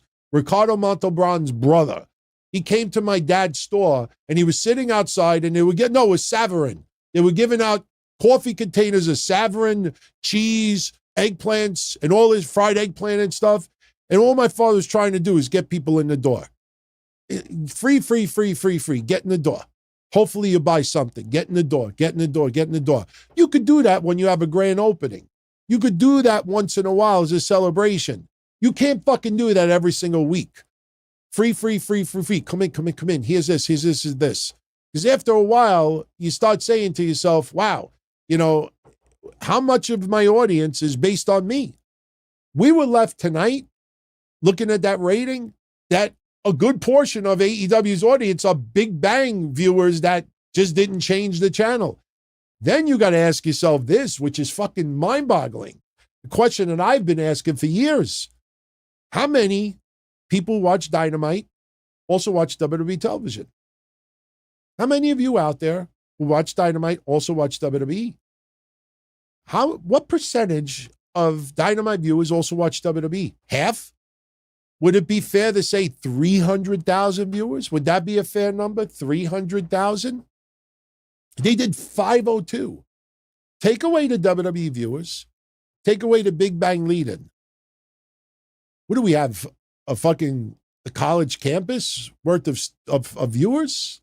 You know, when you start breaking it down, this is why one of the biggest mistakes that AEW does, Tony Khan does, and a lot of their fans do, is to make WWE and make their viewers the bad guy. That is their biggest mistake. When we look back at AEW years from now, their biggest mistake is calling WWE and their viewers evil, the bad guy, bots. Because when you keep criticizing, what are you, fucking WWE dick sucker? The fuck is wrong with you? This shit is fucking epic, amazing, unbelievable. Fucking Will Ospreay chose AEW over WWE. Fucking people want to go to AEW, you fucking stupid. We've this. After a while, you're like, hey, you know what? Fuck you. I ain't gonna watch that shit. I'd rather go fucking pick my nose for 2 hours with sharp fingernails than watch this shit. You get turned off. And that's their biggest mistake. Making a group of wrestling fans feel like they're the outcasts, just like politics. You know, I'm not voting in the election this year, but, you know, listen, I don't support Trump anymore. I voted for him the first time around. I did not vote for him when he went up against Biden. But when I have people trying to convince me because I voted for him that I'm a racist, I'm a homophobe, I don't like this, I'm like, fuck you. You don't know shit about me, asshole. You don't know nothing about me. You know, and even now, because I won't vote for him, oh, he's lying. You know nothing about me. Don't bundle me with other people. That's AEW's biggest mistake. It's not even a creative. It's not even this. It's because you've turned off a class of people that might have tuned in, that might have wanted to check out your shit. So what would it get me to watch AEW again? Make the wrestlers who are very important in that company use common sense. Mercedes Moné should have immediately gone, even if she wasn't, they couldn't have her go up against Toni Storm. She should have came in and I want that, I want that, I want that. I even want men's titles. I want it all. I want it all. And give the perception that she wants everything. And then if you want to have Willow get involved with her, you could do that, like I said, with the AEW, with the ECW mindset with it. Willow could have been a little bit offended. Listen, you know, my TBS title matters too. And Mercedes, because they wanted Mercedes Moné to be an inspiration for women, an inspiration for overseas women, an inspiration for all women in this world. It's a fucking pro wrestling company. She's playing a character. She could be an inspiration and be an asshole, greedy heel as well. But they need to use common sense. The elite, their goal is abuse of power. And they're doing stupid shit on TV. And the best they have is the Acclaim. Yo, listen. I don't like Mike. I don't like the elite. You could all kiss the bottom of my feet. Like, Acclaimed? MJF should be going for these motherfuckers. Tony Khan should have, because he put himself on TV with that dumb fucking Meltzer driver. He should have fucking brought every big name together. We need to take care of this. You don't let a cancer spread for 3 months. Oh, I'll take care of the cancer when blood and guts comes around. Use common sense. Nobody fucking wants to see Roosh against MJF. If you want to have a random match, MJF, you know, first match back, he's going to take on Roosh. That's fine. Don't make it feel like a storyline. Remember the briefcase? Yeah. And I also remember what happened to MJF when he left. Devils lost the title, number one guy in the company. You know, people believe in Jonathan Coachman. He got $15 million a year. Why is he not going for the world championship? Ospreay, all in, Wembley. I don't give a shit. Let fans believe that that's all I care about. The belt, the belt, the belt, the belt, the belt. The belt. That's it. Use common sense for these people. Stop booking it because, it'll generate a 4-star match. I don't care about 4-star matches. You know, when I watch horror film, I brought this up before. If I watch horror films, after a while, when you see people get stabbed in a horror film or get their brains eaten or zombies, after a while, you know, kind of is like you're used to it. You know, I've seen enough 4 or 5-star matches. You know, give me a reason why I should care about this person. Forbidden Door? You know, I don't care about any of those guys. So, all right. Good one. Eat Hater, 5 spot. Do I think Shane McMahon should go to AEW? No. No. You know what that reminds me of? Mommy, new Barbie doll came out. But son, you have 35 Barbie dolls already. Yeah, but she's wearing a red shirt. Like, stop because somebody's available. Oh, I got to see him in AEW. You got too many people already. If WWE listened to these people and brought in Jacob Fatu and Tama Tonga and anybody else 3 years ago, even if we didn't have COVID era, what would he have done? What would he have done? Timing is everything. Shane McMahon in AEW for what? For what? What's he going to do? Oh, I own AEW. No, you don't. No, you don't. We know the deal. What is he going to do? Oh, yeah, he's going to feud with Tony Khan like Ric Flair feuded with Vince McMahon. How the fuck is that going to work? Then that means Tony Khan has got to be a regular character. Oh, but Shane McMahon could fight, could wrestle. Why would you want Shane McMahon in the ring? Why? Because you want to have sweating competitions? Who could sweat more? I love Shane McMahon. He's probably my favorite McMahon. No joke. I've enjoyed Shane McMahon over the years. What the fuck is Shane McMahon going to do in AEW that's going to be must-see TV? Unless he legitimately was buying a portion of the company. If he was legitimately being put on a board of directors, he was legitimately going to be part of management. You're going to bring him in and make us believe with that kind of writing? What's he going to do? He's going to come in and challenge Evil Uno? Nothing against Evil Uno, but for what? For what? Oh, he can fight him with Edge. Edge. Oh, so they can battle who's going to break their leg next? Why? Why would you even... Why? Jim Ross said he heard somebody wants Shane... For what? For what? You're going to bring him in as a GM? Something that AEW should have? They should have a GM figure. They should have that GM like a Nick Aldis or an Adam Pearce. You want to bring Shane McMahon in as a GM, the authority figure who comes out there and books the matches and, sets up things, instead of having Tony Schiavone, two people are arguing with each other. You ever see that? That's another thing I hate about ignore my bullshit meter. Bullshit detected. Ignore my bullshit meter. But pretend this is like a headset.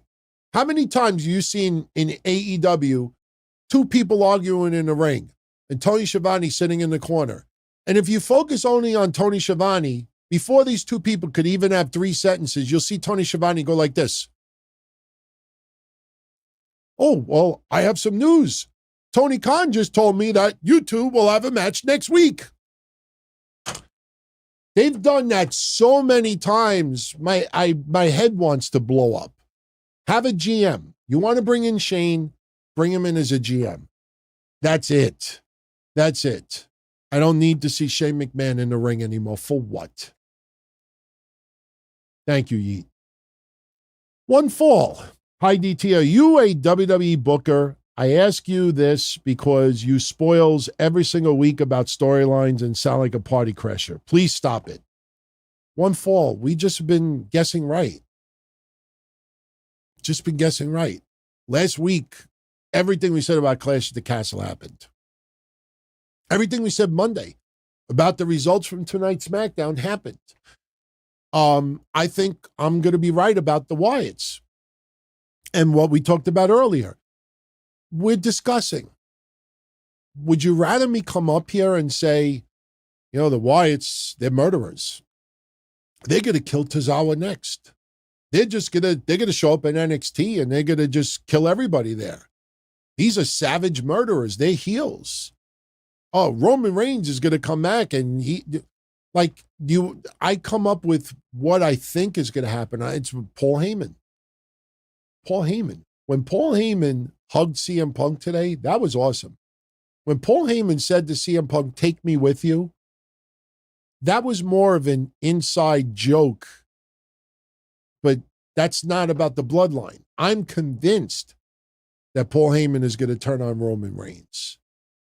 I think Paul Heyman is going to turn on Roman Reigns when Roman Reigns returns. That rogue bloodline needs Paul Heyman more than Roman Reigns does. But here we just talk and we analyze and we look at things and, we try to be very aware and observant and we call it like we see it. The Drew McIntyre stuff, I think, was one of the most Captain Obvious things in Scotland. He was not winning this championship. It just, CM Punk, the feud has been so intense that there's no other way but CM Punk to ruin Drew McIntyre's moment. Now, Kevin and I are starting to think about Seth Rollins. We're leaning towards Seth Rollins beating Damian Priest at Money in the Bank. Not sure yet. We still have time. But as of right now, when we look further ahead, who would you rather see? face Gunther? Seth Rollins or Damian Priest? They don't want Gunther to be this baby face. Damian Priest, it's been a fucking mess. They've been all over the place with Damian Priest. He's kind of baby facious with R-Truth, then he attacks R-Truth. He's kind of like, complimentary in the ring, then he's an asshole in the ring. Damian Priest, WWE's fucked him up the last 6 weeks. I don't know if you want Damian Priest to take on Gunther at SummerSlam. As of right now, I'd be rooting for Gunther big time. Unless they do a 3-way. But it just happens that we end up getting stuff right. So, one fall, I'm sorry if I apologize if I'm disappointing you by getting things correct over here. But it's just fun conversation. That's what we do. We have fun conversation. And if we're going to spend some time talking about wrestling, it would be good to talk about it and get things right rather than get it wrong. And listen, I'm old enough to admit now, if we get things wrong, that's fine also. Sometimes I want to be wrong. I don't want to expect it. Now, I will say this, something I did get wrong in Clash at the Castle. I'd be lying if I said I got everything right. I said I do not believe that Alba Fire and Isla Dawn should have been given the tag titles because of a tragedy. Now, last Friday, I did not know the specifics of the tragedy, and I found out afterwards.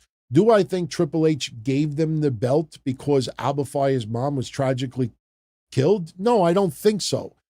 But I want to see what they do with Alba Fire and Isla Dawn for the next 4 to 6 weeks. If they drop those titles very, very quickly, then, okay, it was a Scotland moment. So did they do it to give him the moment in Scotland? So I don't think anybody should ever be given a championship because of a tragedy. With all due respect, some people think that, Mark Briscoe got the Ring of Honor World Championship because of Jay. And if you followed the storyline, I don't think so. I think Mark Briscoe was there long enough that he earned his opportunity to become champion. But I could understand why some people, listen, when somebody has a tragedy, at some point they may win a championship. And you can't always feel that it's because of a tragedy. Look, we talked about Bo Dallas the other day. Could Bo Dallas hold the championship in WWE? Too early to tell, but who knows?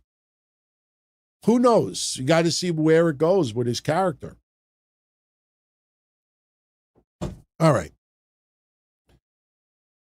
Jimmy James, thank you for the 5-star. Am I going to watch the Trump-Biden debate next week? Hell no. I have no interest in watching that. I will definitely watch social media and see the reaction to it, but I have no interest in either one of those guys. No interest whatsoever. Thank you, Jimmy.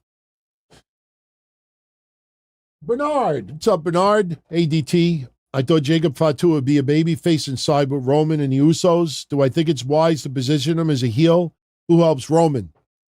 As of right now, a lot of people think Hikuleu.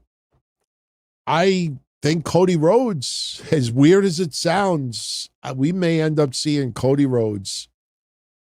I just thought of something. Stupid me. Holy shit. I just can't believe we didn't think about this.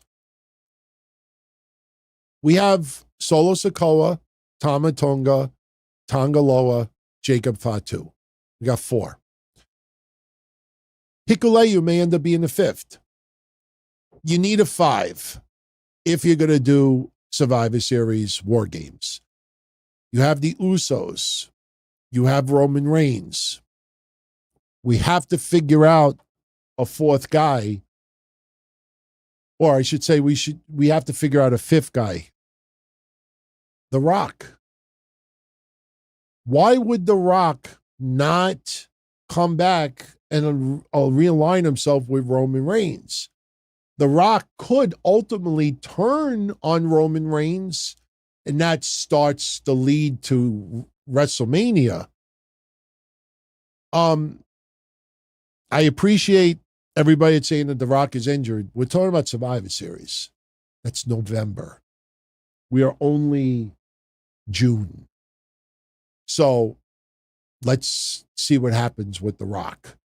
I think you put The Rock in Survivor Series War Games, I think that would be a pretty big, attention, get a lot of people's attention. We just got to figure out who that fifth guy is on each side. Now, WWE is trademarking some interesting names. Did you hear Cesar Sikoa? Cesar Sikoa. Think that's the latest name that they're trademarking? I haven't looked it up, but a few people had told me about that. Who's going to be Cesar Sikoa? There's got to be somebody else out there that we're not thinking of. So I personally think Hikuleu's name is going to change because half the people out there would not know how to spell it. Shit, I used to get it wrong. Hikuleu's name is a little too hard to spell. So they're probably going to have to come up with something a little bit simpler. But Jacob Fatu, he looked great as a heel today. As a Savage, he looked great today.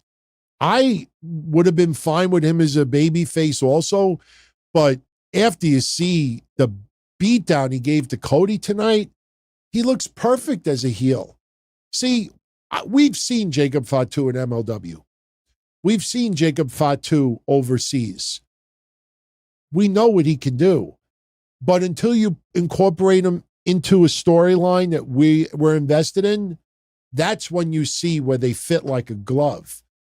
Going into his debut, people were on the fence either way, heel or babyface.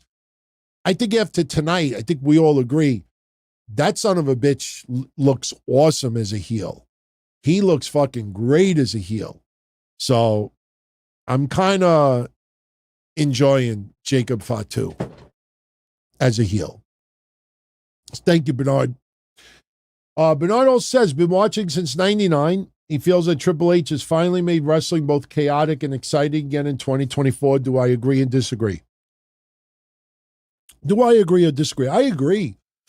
Triple H has made it more chaotic. He's also made it a lot more common sense. They are very aware of social media. They are very aware of what trends. They are very aware of what people are talking about. They don't act as if people aren't talking about things. They're not afraid to branch out of just WWE. And what I mean by that is this. If this was 3 years ago, even if Pat McAfee was, because he was obviously already a WWE guy, but 3 years ago, people outside of wrestling possibly would have laughed if Bray Wyatt and The Fiend did some goofy wrestling thing on a Pat McAfee show. You know what I mean? Like MMA.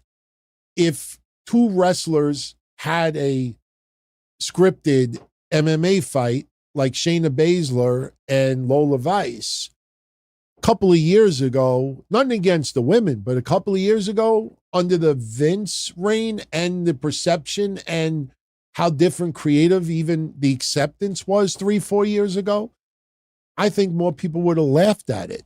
So they're not afraid to do things outside of WWE.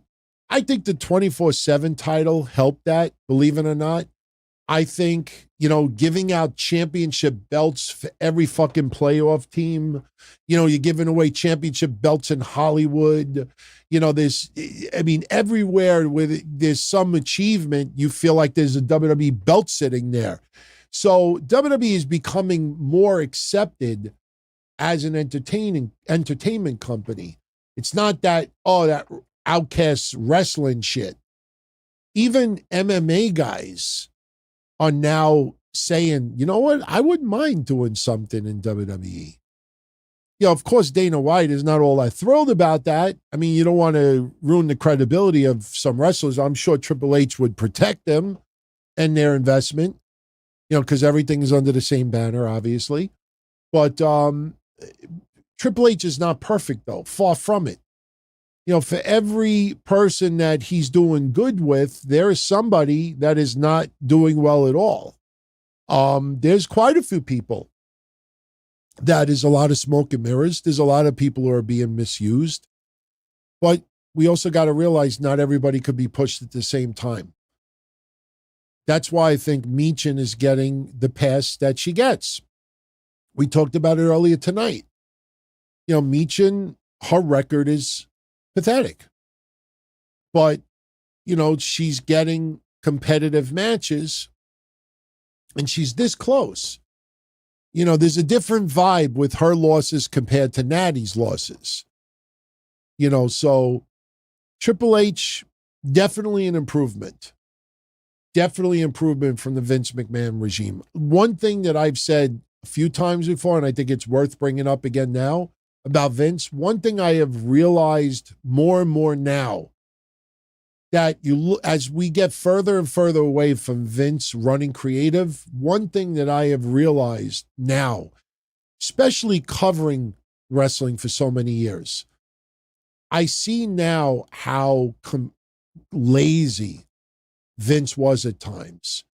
And I'm not trying to be comical and saying, well, his mind was on a piece of ass instead of creative. I don't mean it like that. What I mean by it is, once you're a moneymaker and you're just generating a revenue, sometimes you feel I could go on cruise control for a little while. And I think they went on cruise control a little bit too often. When you get a Saudi deal and you're, generating revenue with the network and you ink a deal with Fox and you ink a deal here, after a while, if you don't start making profits elsewhere, that's going to catch up to you. And I think WWE for a while was on cruise control and it sacrificed. I think a lot, and listen, COVID didn't help either, but you could see now it's about the now. It's about the now. And I think that TKO Group Holdings endeavor is a very big part of it. One thing Kevin and I keep saying over and over again is the days of people sitting in catering for 3, 4, 5, 6 months are over. If you see somebody sitting in catering for more than a month or two, you best damn believe they're probably on the chopping block. Or they show up in NXT, or maybe they now show up in TNA for a little while. That's the difference also. When you have Ari Emanuel and outside people that were not wrestling guys, they see certain people on the roster. Why are we paying this person? And they're not doing anything. Why are we paying this person? Get them something to do or get rid of them. And then that's why I think some of the TNA involvement is now, and that's why I think it could advance more. You hear AJ Styles maybe working some Noah dates. AJ Styles may be doing a couple of things. Still WWE, but for now, since there's really not much for him, they have him do work elsewhere. He represents WWE. It's like having a Goodyear blimp, having a blimp over a sports event. You might not be part of the sports event, but your product is being advertised. So AJ Styles is the WWE advertisement, for another company. So that's different also. Thank you, Bernard, for that. Theme parks and things. What's up, Johnny?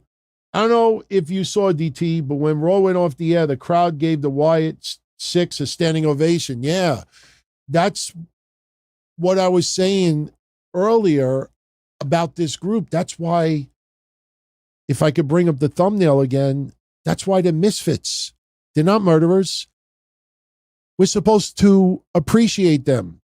I mean, look, WWE could go an entirely different route and have Bo Dallas cut a promo ripping the fans.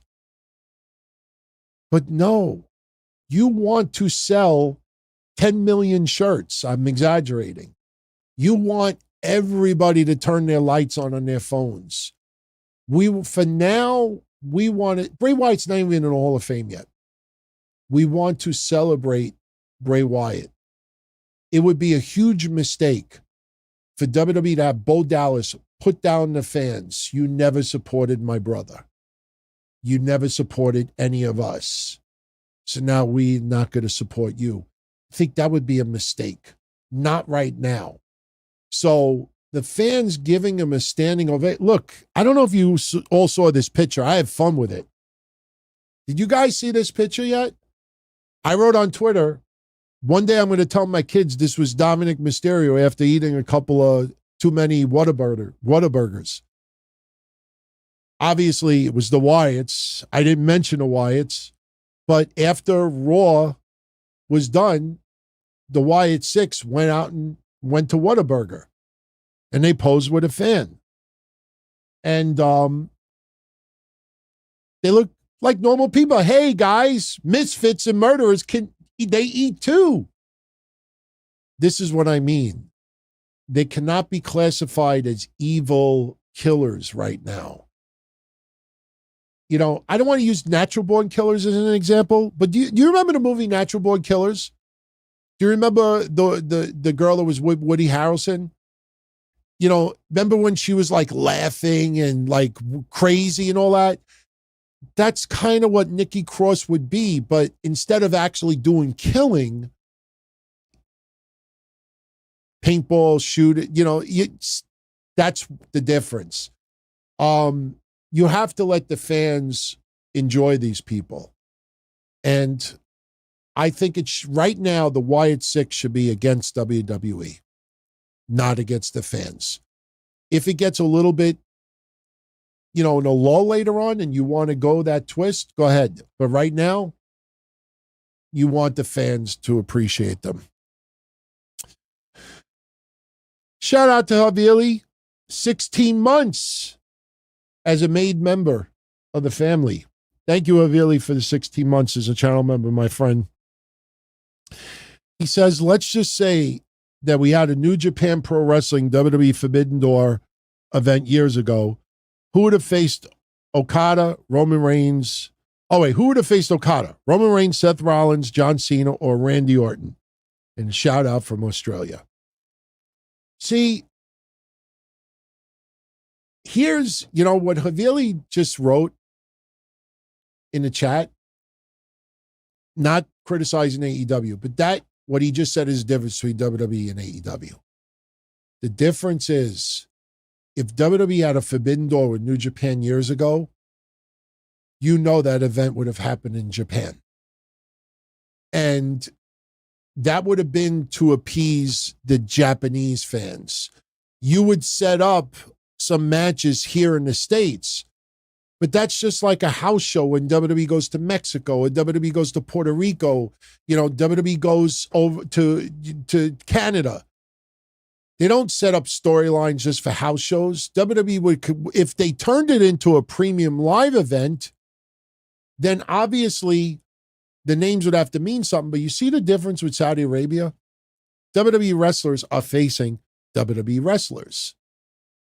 American wrestlers would not care about the New Japan stars. If you had Okada or somebody else, that might be different. But you would do it for Japanese television more than you would do it for American television. Back then, I probably would have, if you told me I could only choose from Roman, Seth, Cena, or Randy Orton, I probably would go with Seth Rollins. Because Seth Rollins, when he was Tyler Black in Ring of Honor, even in his early days in NXT, Seth Rollins, you knew he had something special. Randy is more of a performer, and I think if it would have been a house show in Japan, Randy probably would have been a great choice as well. I don't know if I would have chosen John Cena. Too gimmicky. And Roman Reigns at that time, years ago, I don't think fans would have really bought into that. So I probably would have gone with Seth Rollins. with that. So, wow, Rojo Bear, man. Thank you. Celebrating 40 months as a member of our Made Men and Women. 40 freaking months, man. 3 years, 4 months. Thank you for that. I wanted to let everybody know, too. I'm thinking about expanding the channel. I'm trying to convince Kev we hit 50,000 subscribers here that will bring the DTKC show online for everybody. Obviously, we would still do something, primarily for our channel members. See, a lot of people keep saying to me, DT, I can't find a DTKC show on YouTube at all. It's because it's only available for channel members. We do an enhanced version, but I'm thinking about expanding what I do. I know this is going to sound crazy, but it's something I'm seriously thinking about, doing something every single day. But each day would be a very short episode, like 30 minutes, 40 minutes, around there. And all it would be is to talk about whatever happened the day before. DTKC show would still be the main show. What we do here on Fridays would still be the same, but like a daily discussion, like what happened with, earlier this week, Will Ospreay arguing with people on social media about his dress. Something happens in news. The ridiculous shit coming out of the death of WCW, the claim that Vince Russo said he was better than 80% of the roster. Just like little tidbits get into whatever transpired the night before. If it happens, it's not going to be for a few weeks.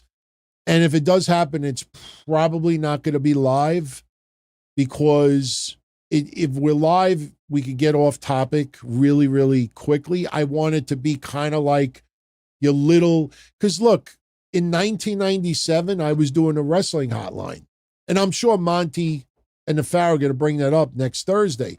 I was doing a wrestling hotline. It was 20 minutes a day. We would do, 4 options each. Would it be more? No, I think it would be 40 minutes a day. It was 10 minutes each option. It was between 20 and 40 minutes a day. And we would just talk about what went on the day before.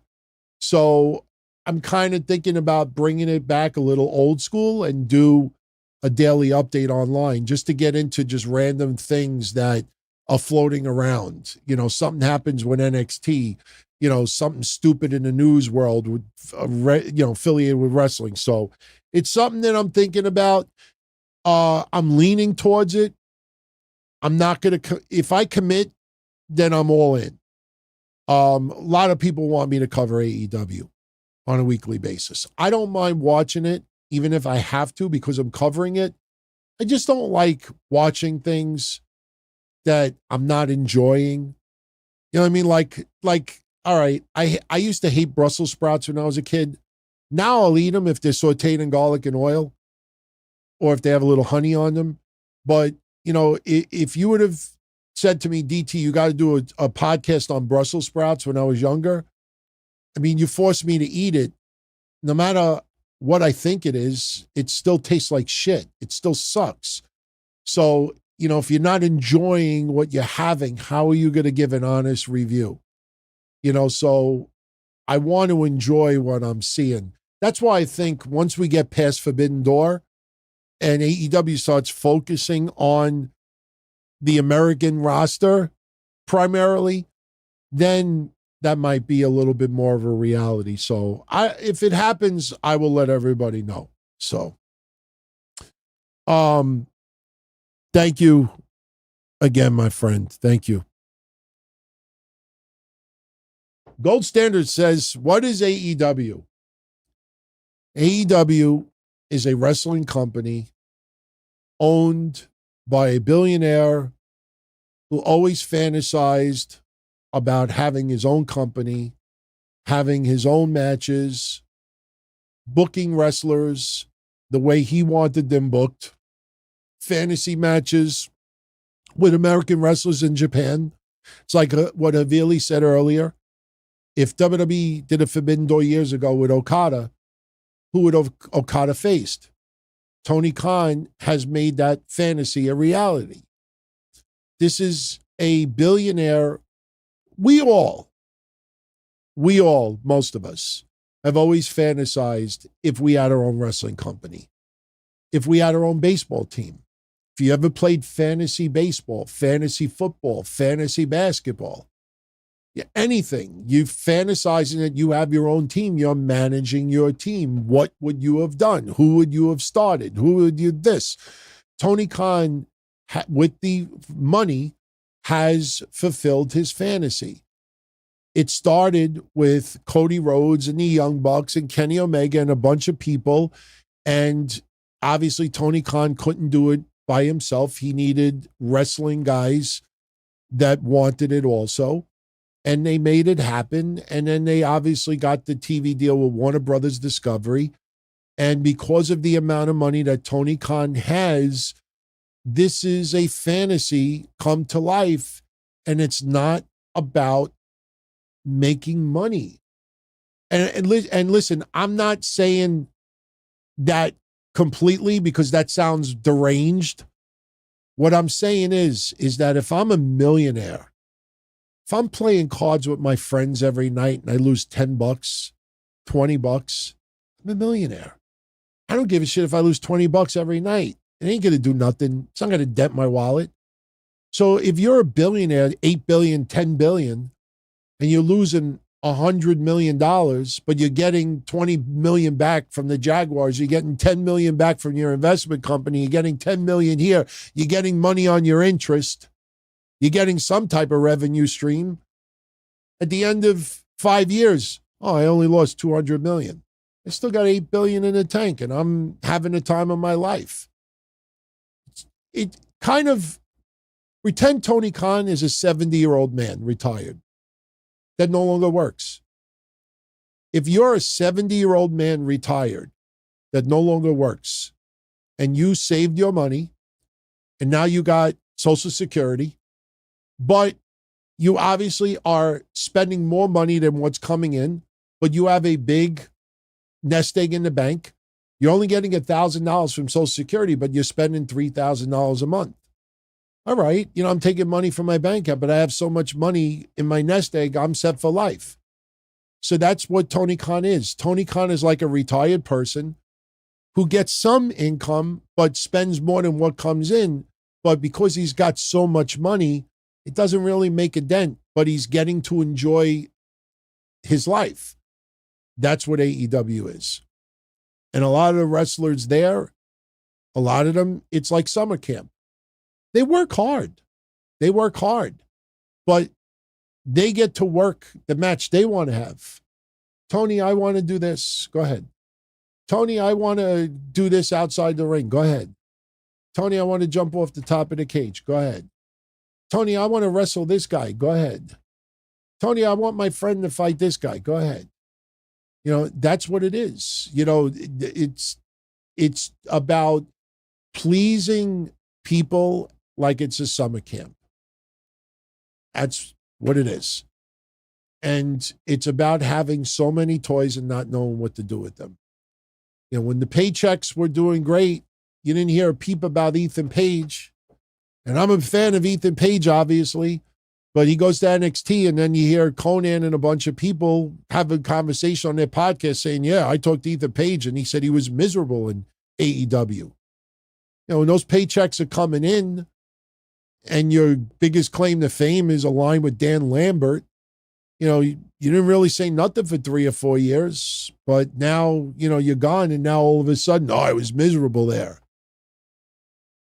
So that's what AEW is. AEW is the fulfillment of a fantasy by a billion-dollar wrestling fan who was able to put it in gear, and what you see now is what you get.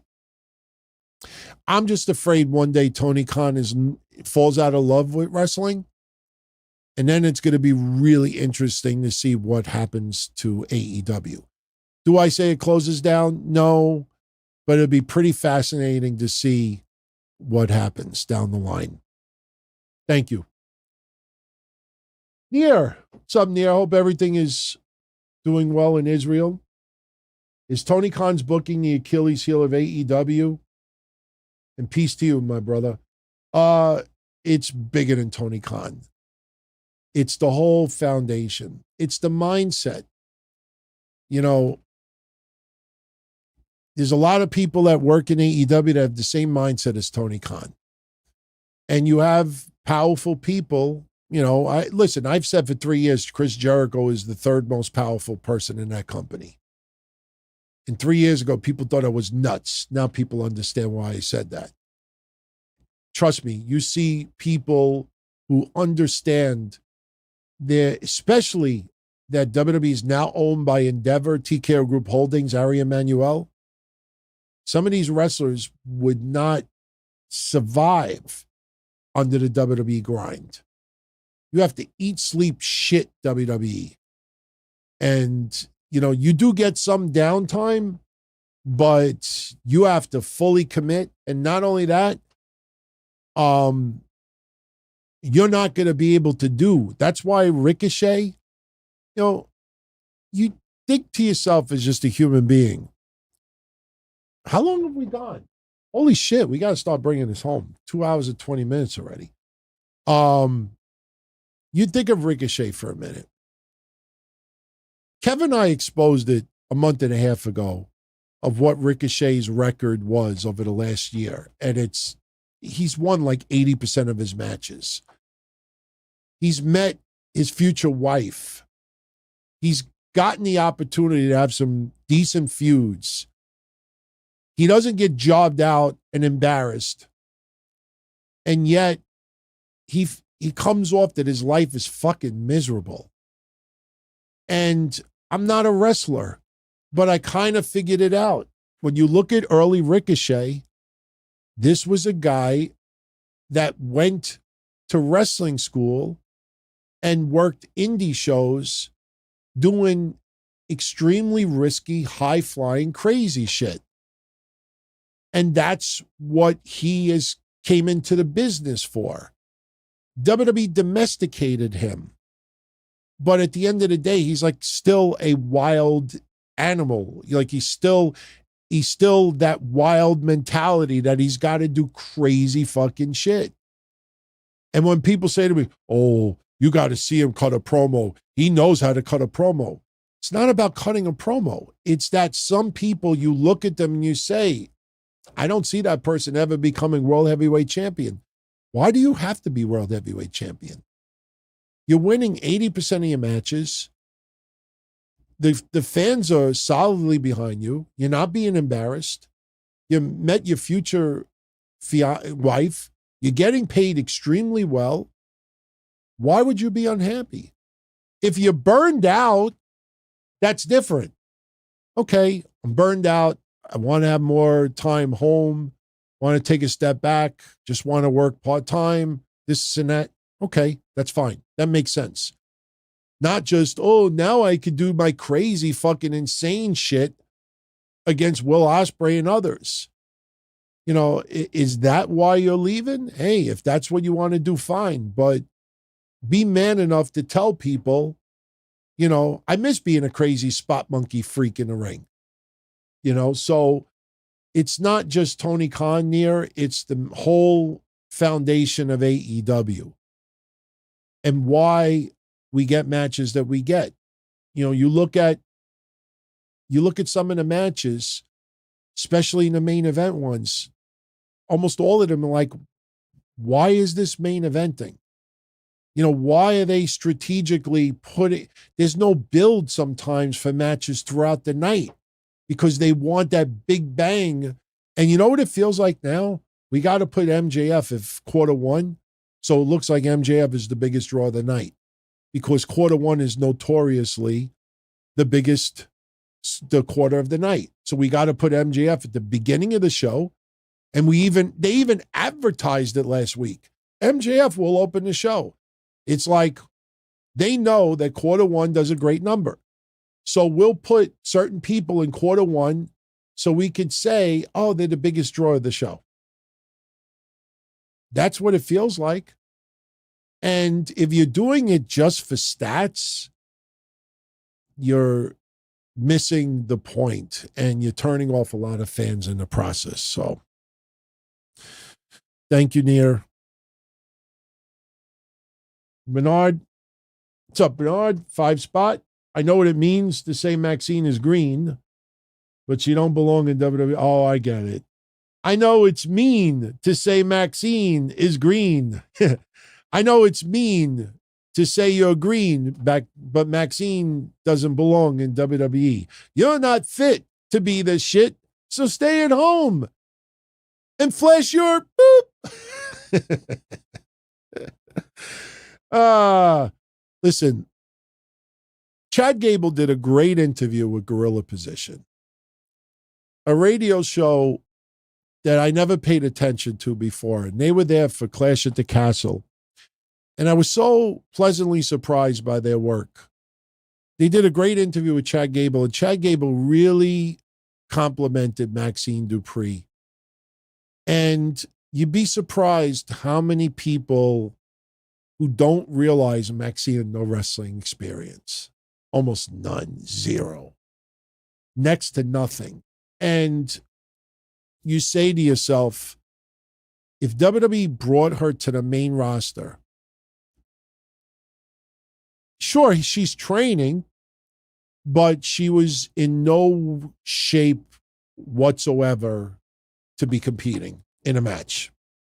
They put her with Ivy Nile, who's also pretty new, but her timing is not there. She could do a move here and there. I think Maxine Dupree has improved over the last 6 months, but a lot of people still don't realize how little experience, if any, she had. And really, she should not have been in the ring. So I think you bring Maxine Dupree to the main roster and you keep her as a valet, that's fine. That's fine. You know, not every person needs to be, you know, polished in-ring wrestler. I like Maxine Dupree. And it's not even about physique. You know, it's, you know, she comes off as somebody, she doesn't come off as an airhead, even though Chad Gable treats her like one on TV. She comes off as somebody who really is a wrestling fan. And she seems like, you know, you could tell when somebody feels like, you could feel that they truly want to be there. Like sometimes somebody's vibe could really come across on TV. I think Chelsea Green does that great. You get that vibe that she really enjoys being there. You know, Maxine Dupree gives me that vibe that she really does enjoy what she's doing. But that doesn't mean that she needs to become this polished wrestler. You even look at Scarlett. You know, Scarlett, maybe one day she starts wrestling on a regular basis. Right now, I don't think it's necessary. So do not put her in that position if it's not needed. So thank you, Bernard. The Dream 101, what kind of car do I drive? I have two. I have a Kia Sorento 2013 that I have since Sandy, and I have a 1991 Lincoln special edition. It's a car I've had for over 2 decades. I've had it for a very long time. I used to have a white one also. Some of you may remember the skits with Vinny DeGuido when we threw him in the trunk. Remember my stereo system? I used to have a white Lincoln Mark 7 also, but I sold it. So I have a 2013 Kia and a 1991 Lincoln. So the Lincoln I don't drive all that much. So thank you for that, Dream. All right, so we're at 2 hours and 28 minutes. I think it's almost time to get out of here. What a week, man. What a week for freaking wrestling. Seriously. I mean, we'll stay a few more minutes. We'll answer a couple more questions, but man, this week was a lot. Clash at the Castle, not the strongest of cards by a long shot, but interesting developments coming out of it. Wyatt 6 finally debuting on TV. You know what it is funny about the Wyatt 6? You think back to a lot of the QR codes and the psychologists and the scarecrows and this and that. There's a lot of things that they kind of like totally forgot about. that people were convinced, this is happening and this is happening. It didn't happen. Have I watched the TNA pay-per-view? I watched bits and pieces of it. I tell you, I will say this about TNA. I have a feeling, and this is just a guess, I have a feeling that their ratings are going to start picking up a little bit. By how much, I don't know, but the Joe Hendry stuff has taken a life of its own since appearing in NXT. And up until this week, TNA, their rating last week was 92,000, which is pathetic because they were drawing 120, 130, 140, 150 less than a year and a half ago. And even when Tessa Blanchard was champion, they were drawing 160, 170, 180. And they brought in some WWE guys from Dolph Ziggler to Mustafa Ali, and they can't get 100. And the demo is what is mind-boggling. The demo is 0.001 sometimes. I mean, it's almost zero. It's like, what demo is watching? You're saying almost everybody watching is over 50? I have a feeling we will start seeing a 10, 20, 30,000 viewer, not money, viewership jump in the next couple of weeks. I really do believe that. I also believe that the TV deal with TNA is going to change sooner than later. I think if this involvement with WWE continues, you will see some type of a growth with TNA.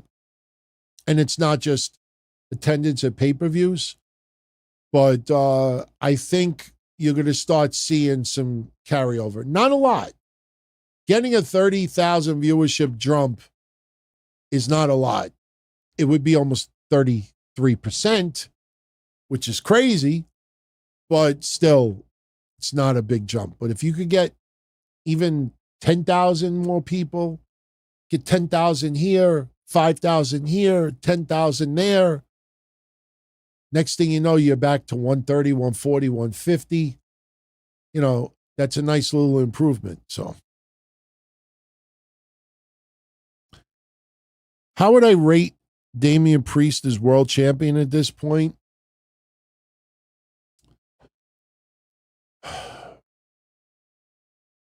It's, some of it is unfair for him, but it's been a disappointment. The reason why it's a disappointment is the storyline with the Judgment Day breaking off with Damian Priest. Whether he leaves them or they kick him out, that should have happened much sooner than after WrestleMania ended. There's so much with the mixed messages with Damian Priest. Are we supposed to cheer this guy or are we supposed to jeer this guy? He comes out sometimes, like you said, with the R-Truth stuff, and he shows a little bit of, you know, baby face, and then he turns into a jerk. Then he cuts a promo and he's got respect and, you know, no respect. And then, you know, these catchphrases, these forced, you know, I'm El Campeón. Like, come on. You know, it's just, it's a disappointment, but I also feel it's not all his fault. It's only been 2.5 months. So how much more would he have done in 2.5 months? I don't know, but something is lacking. And I also think he smiles a little bit too much too. You know, he was much more serious and almost, I'm trying to think of the right word. He was methodical when he was tag champ with Finn Balor. Now he's very lighthearted, a little amusing. You know, the confidence seems almost cartoony at times. That part of him that was methodical seems to have gone away, in my opinion. As of right now, I would not think, listen, you could always put the belt back on him at a later point, but I just don't, I'm not feeling it. Not feeling it. You know, Cody's championship still feels so much bigger than Damian Priest's. Shout out to Michael Williams. Michael, thank you for the $9.99, Michael. Michael says, if she comes back, look at that. How you like that for timing, Michael? Look at the screen. You got Alexa Bliss on the screen too. That was not intentional. If she comes back, how would I approach bringing Alexa Bliss back in the Wyatt 6? She just, I don't know. I think she just shows up. I don't think you set up vignettes. I think, listen, I don't think Alexa Bliss should come back with that faction unless Nikki Cross is just failing. Nikki Cross is Abby the Witch right now. She's Abby the Witch. Let's give her time. Let's see how it plays out. If she does a good job, I don't think Alexa Bliss is needed. I just feel if you bring Alexa Bliss back and she's not with the Wyatts, it's going to feel a little bit odd. So if Alexa Bliss were to come back, you almost feel like it has to be involved in some capacity with this faction. I think you just do it as a surprise. I don't think you build up to it. I don't think you tease it. I don't think you do little QR codes and hints that another member may be coming in. I personally think Bray Wyatt should be that 6th member. As Kevin and I said on Monday, it's almost like when a family member passes or a friend passes and you always leave that empty seat at the table for that person. I know a lot of people that do that. They lost a loved one and they always leave an empty seat at the table. In fact, a friend of mine, his mom passed, and he always, when he sets the table and has company over, they always leave a set empty, but they have a sitting there. And it's just, just a visual, just like sometimes somebody will pour a beer out, for someone who passed on. So I don't think you bring Alexa Bliss back unless she's absolutely necessary. And I don't think you should start adding members just to add members. I mean, I know Alexa Bliss was great with Bray Wyatt, but I don't think she's needed right now. We still need a lot more direction. And listen, if you remember my thumbnail from 2 months ago? I put Braun Strowman and Alexa Bliss on the bottom with the X's over their eyes. I just felt that they didn't fit into that group. Alexa Bliss has not been misused. She left to get married and have a kid. Braun Strowman has not been neglected, misused, promised a whole lot, not given it. That's not what these guys are, guys and gals. They're misfits. Alexa Bliss and Braun Strowman don't fit that group anymore. So let the group progress, see where it goes. And then if everybody feels, listen, there's a difference between wanting Alexa Bliss in it because you miss her or because she's needed. That's different. I don't think Alexa Bliss is needed right now. So I say if you bring her in if it's needed, you do it on a surprise. Shock everybody. It's almost like Jacob Fatu tonight. There was no tease by Solo and the Bloodline that another member was coming in. Jacob just came in and beat the balls out of Cody Rhodes. And it worked. And nobody expected it tonight. I sure didn't. I know online nobody did. Shout out to Theme Parks and Things with Johnny. Thank you for the 20 spot, brother. Have we left this Murders and Misfits on the screen the whole time? I think we did. That's okay. He says, I have a prediction. TNA needs to get away from Anthem. I have a feeling Endeavor buys TNA. They get under the TKO umbrella. WWE, UFC, and TNA gets a better TV deal. Monday Night Raw on Netflix. Tuesday night, NXT on the CW. Thursday night, TNA on the USA Network. Friday night, SmackDown on the USA Network.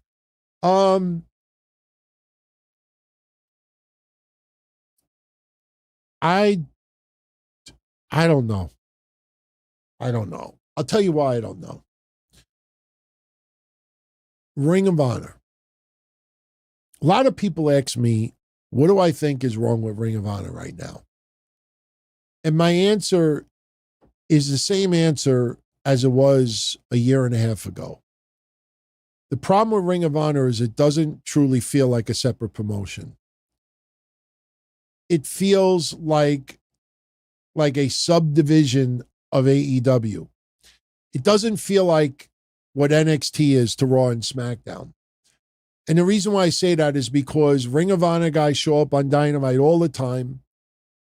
You know, once in a while, somebody's used on Dynamite, Collision, and Rampage, and then they're not really getting used all that much, and then suddenly they appear in Ring of Honor. There's no clear separation between the two. And the problem with TNA is that even though their TV is awful, their, you know, the network, their pay-per-view buys are also pretty sad. Their pay-per-view buys are like 10,000, 15,000. They're like 10%, 12% of what AEW does. So why would TKO and WWE want to buy TNA? Other than the library. Why would you buy them? Plus, why would WWE spend money to have TNA tour and then do a whole new production cost? It is very expensive to have live events. Right now, under the Anthem banner, the expenses aren't as wild because they're all, you're doing it in-house. You're doing it in-house. Like you see here, like is a bad example, but people understand why I say this. See, I do the shows here. Imagine if I had to do the shows in someone else's house. I'm sure they're not going to let me do it for free. I'm going to have to pay money to use someone else's stuff. Then it costs me money to, transport. And then how am I going to edit? How am I going to prepare? And how am I going to, TNA is a huge expense to bring on when there's no profitability right now. Like if you think that there's people in TNA that could make you some money, then sign them to a deal. Bring them to WWE. Put them in NXT. I just personally think TNA is not that big, is profitable enough for WWE and TKO to own them. Listen, now if TNA is selling, if Anthem is selling, or if they want to bring them on as a partner in some capacity, maybe. But if I'm WWE or TKO, I wouldn't buy TNA right now unless the library is the number one reason. And even now, they don't push old school like they used to. WWE doesn't push their old school Raws anymore. They don't push Nitros. They don't push not Memphis. They don't push the other companies they own the rights for. The WWE network was a thing for many years. And then once it went to Peacock, they kind of like focused away from it. Now, Netflix, maybe different story. Maybe with Netflix, maybe there is room to put additional wrestling on it. So I don't think it would be a smart idea on WWE's part unless the network, the library was involved with it. I look at NWA and I'm kind of baffled that NWA is not getting more momentum. Remember, they were going to go into CW. People want to blame that drug skit with Jim Mitchell. I don't know all the details behind what went south, but NWA is in a lull right now. I don't care how Billy Corgan wants to spin it. That 20-year plan, before you know it, 10 years have already gone by. And COVID fucked them up big time, man. COVID, they never recovered from COVID. Very, very, very, very little did they recover, in my opinion. But Billy Corgan and CW is going to be on his streaming platform if it hasn't been already. So they're not going to be on CW Network on regular TV. That's just for NXT. So, but thank you for that, Johnny. Listen. If the library's involved, that's a win. Listen, I personally think, I know this is going to piss off some people. I think the TNA library is worth more than the Ring of Honor library. I mean, it's cool to see Bryan Anderson and Adam Cole and even Joe Hendry. Well, then again, that's 2022. It's cool to see up-and-comers, even when CM Punk was there many years ago. Kevin Owens, Kevin Steen, El Generico. It'd be cool to see before they were big stars. But I personally think, and you look back to NWA, TNA, and everything from Jeff Jarrett, Samoa Joe, AJ Styles, Millionaires Club, SCX, and everything they've done since 2002, I think the TNA library leaps and bounds is worth more than Ring of Honors. TNA at points, production-wise, was pretty strong. TNA felt like they were trying to make a run. Ring of Honor was an indie promotion. When everybody talks about Forbidden Door, when everybody talks about some of these spot monkeys, when everybody talks about Ring of Honor, when everybody talks about, what this person used to do, I always say the same thing. Go take notice of how many people there were in attendance at most of these shows. You watch a lot of the best of Ricochet outside of some shows in Japan, or even in overseas, other places. You look at a lot of the local stuff, there's like 300 people in attendance, 400 people, 500 people. You don't see thousands in attendance for that kind of style. For a lot of these promotions, it's a niche style. So if the library's involved, I say yes.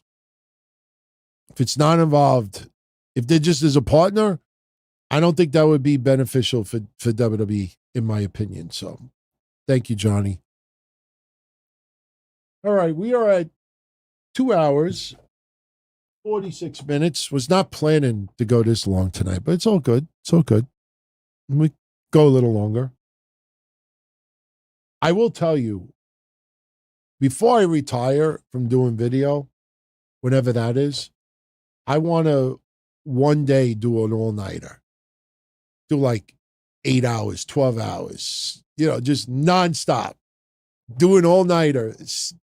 I might have to sneak a little pee bottle underneath the desk. Right now I could be peeing, you don't know. But Mish, when I was doing shows with Mish, we were legitimately looking into the Guinness World Record for the longest podcast stream. And we were thinking about doing it, but it never happened. So Benjamin is asking, do I remember when I said Dynamite would never get in the fives? Yeah, I do. I do. I never thought it would get in the fives. That's just fucking crazy, man. I mean, 502, it almost reached the fours. Listen, I blame it on Forbidden Door. I really blame it on Forbidden Door. And you know what the funny thing is about it? If you look at the card from Wednesday, Roosh, MJF, Orange Cassidy, Mark Briscoe, Will Ospreay, Swerve Strickland, Hechikaro, I think that's how you pronounce his name, Prince Nana, Don Callis, Roderick Strong, Takeshka, Kyle Fletcher, Zach Say. I'm just saying the names in order as they appeared. So far, one Forbidden Door guy. We're already almost at the end of hour one and the names I just mentioned, and there's almost no Forbidden Door guys. It's just the overall presentation and the product. People are just like, hey, I'm just not interested. I really can't see it going any lower. I mean, look, did we ever think NXT would go into fours? I mean, I always thought NXT was a lower rating than Dynamite just because of name value. I never in a million years would ever think Mercedes Moné, Will Ospreay, Okada, Jay White, John Moxley, Bryan Danielson, Claudio Castagnoli, Samoa Joe, MJF, 500,000 viewers. What does that tell you? You could have all the nicest toys. If you don't know how to operate them, they're just toys, sitting, collecting dust. I know they're not just sitting on the shelf, but you could have the top quality cars. You don't know how to drive stick. What do you got? Listen, I always said this about WCW. You look at WCW's roster in 2001. Forget who killed what, all that bullshit, because a good part of it was bullshit. People trying to stay relevant because they're running out of things to talk about or make money with. You look at that roster, maybe next week, if you remind me, I will read you their roster in 2000 or 2001. You would fucking love to have that roster. I don't care what anybody says about Russo or Hogan or politics or this or that or this. I read you that fucking roster in 2001. You'd be like, man, that was a fucking great roster. What does that tell you? You could have a great roster, but if you're creative and your writing is shit and politics is shit and it's not making the fit. Listen, AEW does not feel like a promotion that is booking for me. It feels like they're booking for themselves, to please themselves. And we should enjoy it because the matches are 4 stars. We should enjoy it because they enjoy it. We should enjoy it because they say it's good. But Mom, I don't like this. You like it. I like it. You like it. You like it because it's good. But I don't like it. It doesn't taste good. You eat it because I said it's good. You know, oh, it's good. Yeah, I like it.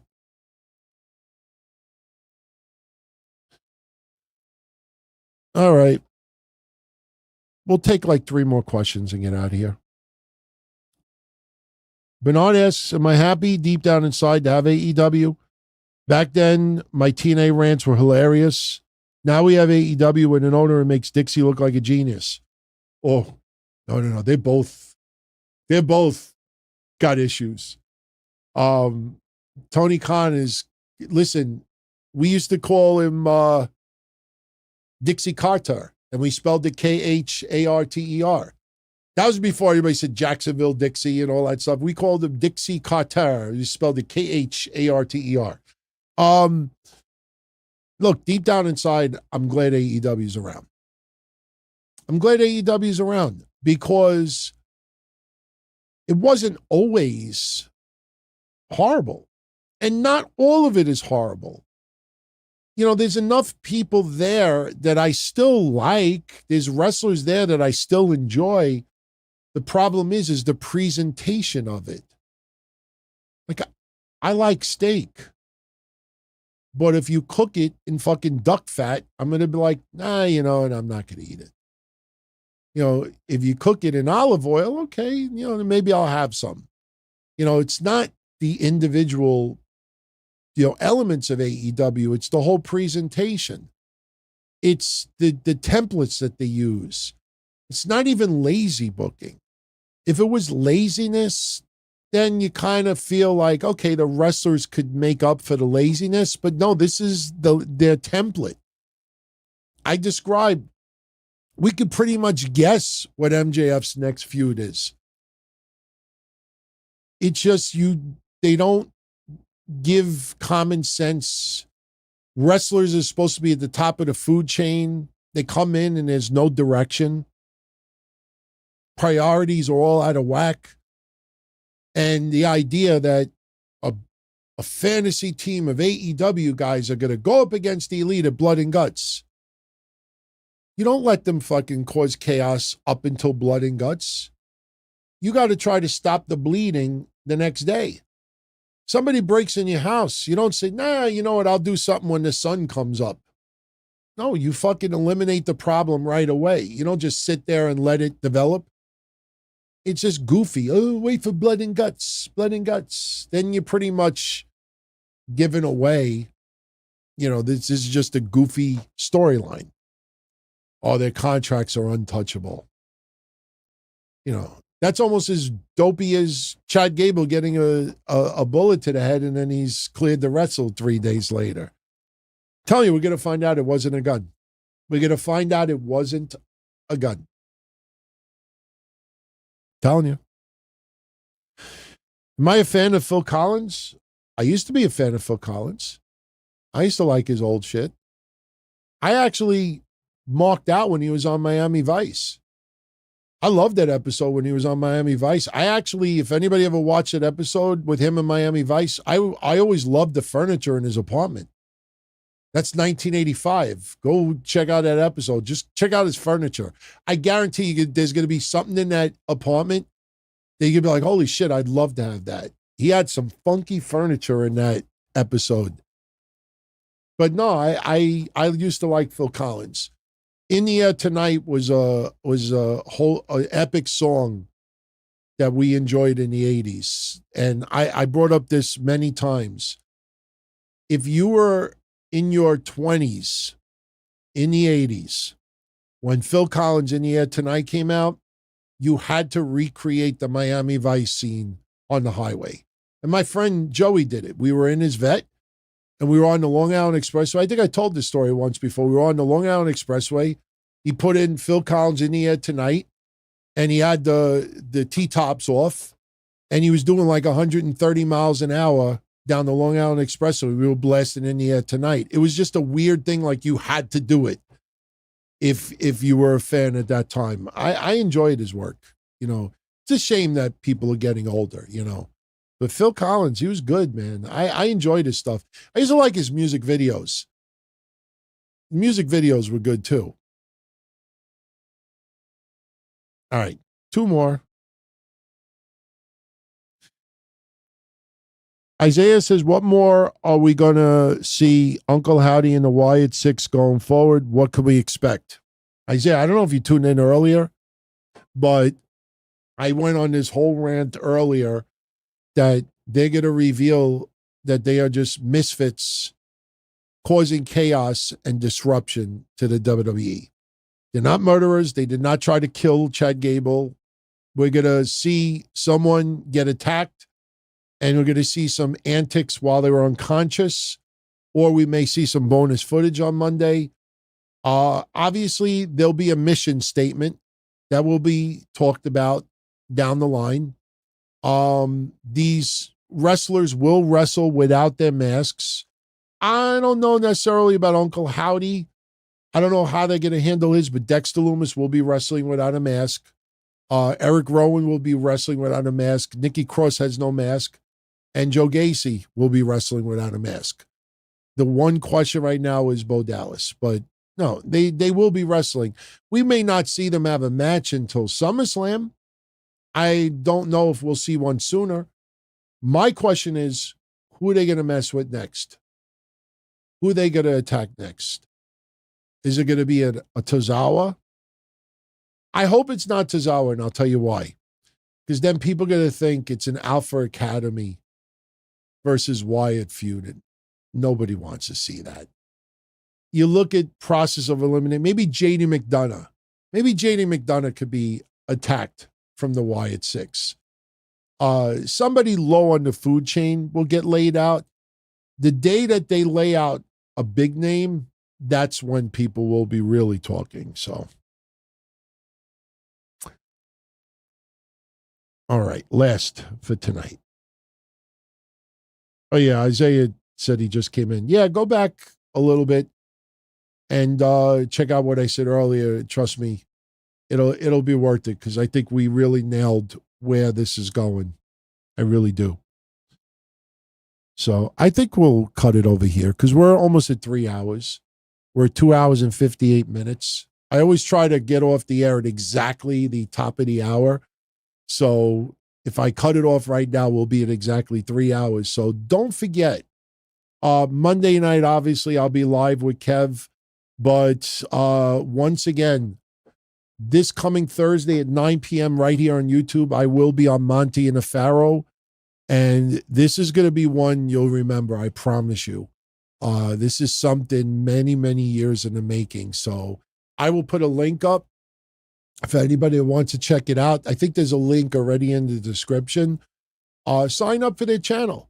And we're going to be live on YouTube Thursday. So go to the chat. Definitely interact with us. I'm going to be talking to Mike Monty after the weekend to see what we're actually going to talk about. I know back in the day we were at odds. Why, I'm not so sure, but it's going to be a pretty intense episode. I promise you that. And who knows? Maybe they'll want to come on this show and we'll have them on in the future. But check out their channel. They got really, really top quality shit there. Sometimes could be controversial. Believe me. And they've had some names on there that will really surprise you. So go check it out, Monty and the Pharaoh. So I am Don Tony. I want to thank you very much for joining me tonight. 3 hours of fun conversation. I hope you enjoyed it. Make sure you check out Kevin and I this Monday after Raw.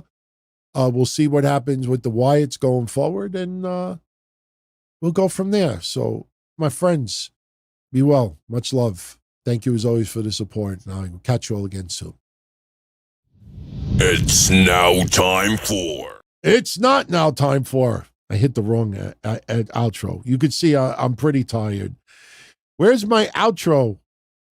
Where's my outro? Oh, boy. I have no idea what I did over. Oh, there it is. Okay.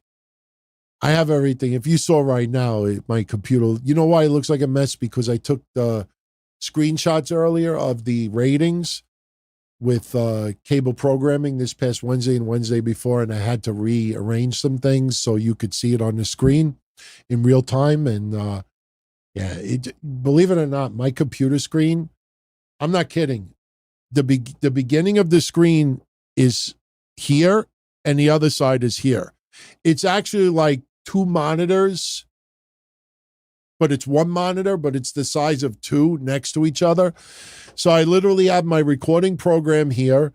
I have my notes over here. I have the questions and comments over here.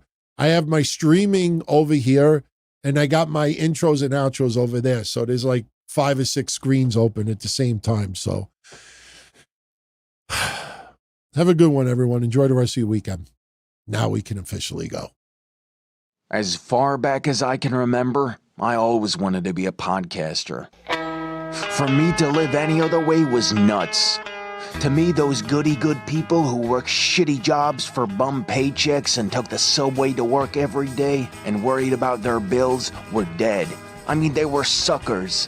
They had no balls. If I wanted something, I just took it. I ran everything. I paid the bills. I paid the host. I even paid the masked maniac. Everybody had their hands out. Everything was for the taking. We always called each other good fellas. You would always hear from somebody. You're gonna like Don Tony. He's all right. He's a good fella. He's one of us. But if you're part of my crew, nobody ever tells you they're gonna get rid of you. It doesn't happen that way. There weren't any arguments or curses like in the movies. See, your haters come with smiles. They come as your friends, the people who've claimed they care the most for your life. And now that's all over. And that's the best part. Today everything is different. There's lots of action. I don't have to wait around for everything like everyone else. Oh, I didn't get the vaccine? Fuck you, vaccine me. Oh, your delivery guy has COVID? Fuck you, feed me. Right after I moved here, I ordered egg noodles and ketchup, and I got spaghetti with meat sauce. I'm no longer an average nobody, while they get to live the rest of their lives like a bunch of schnooks.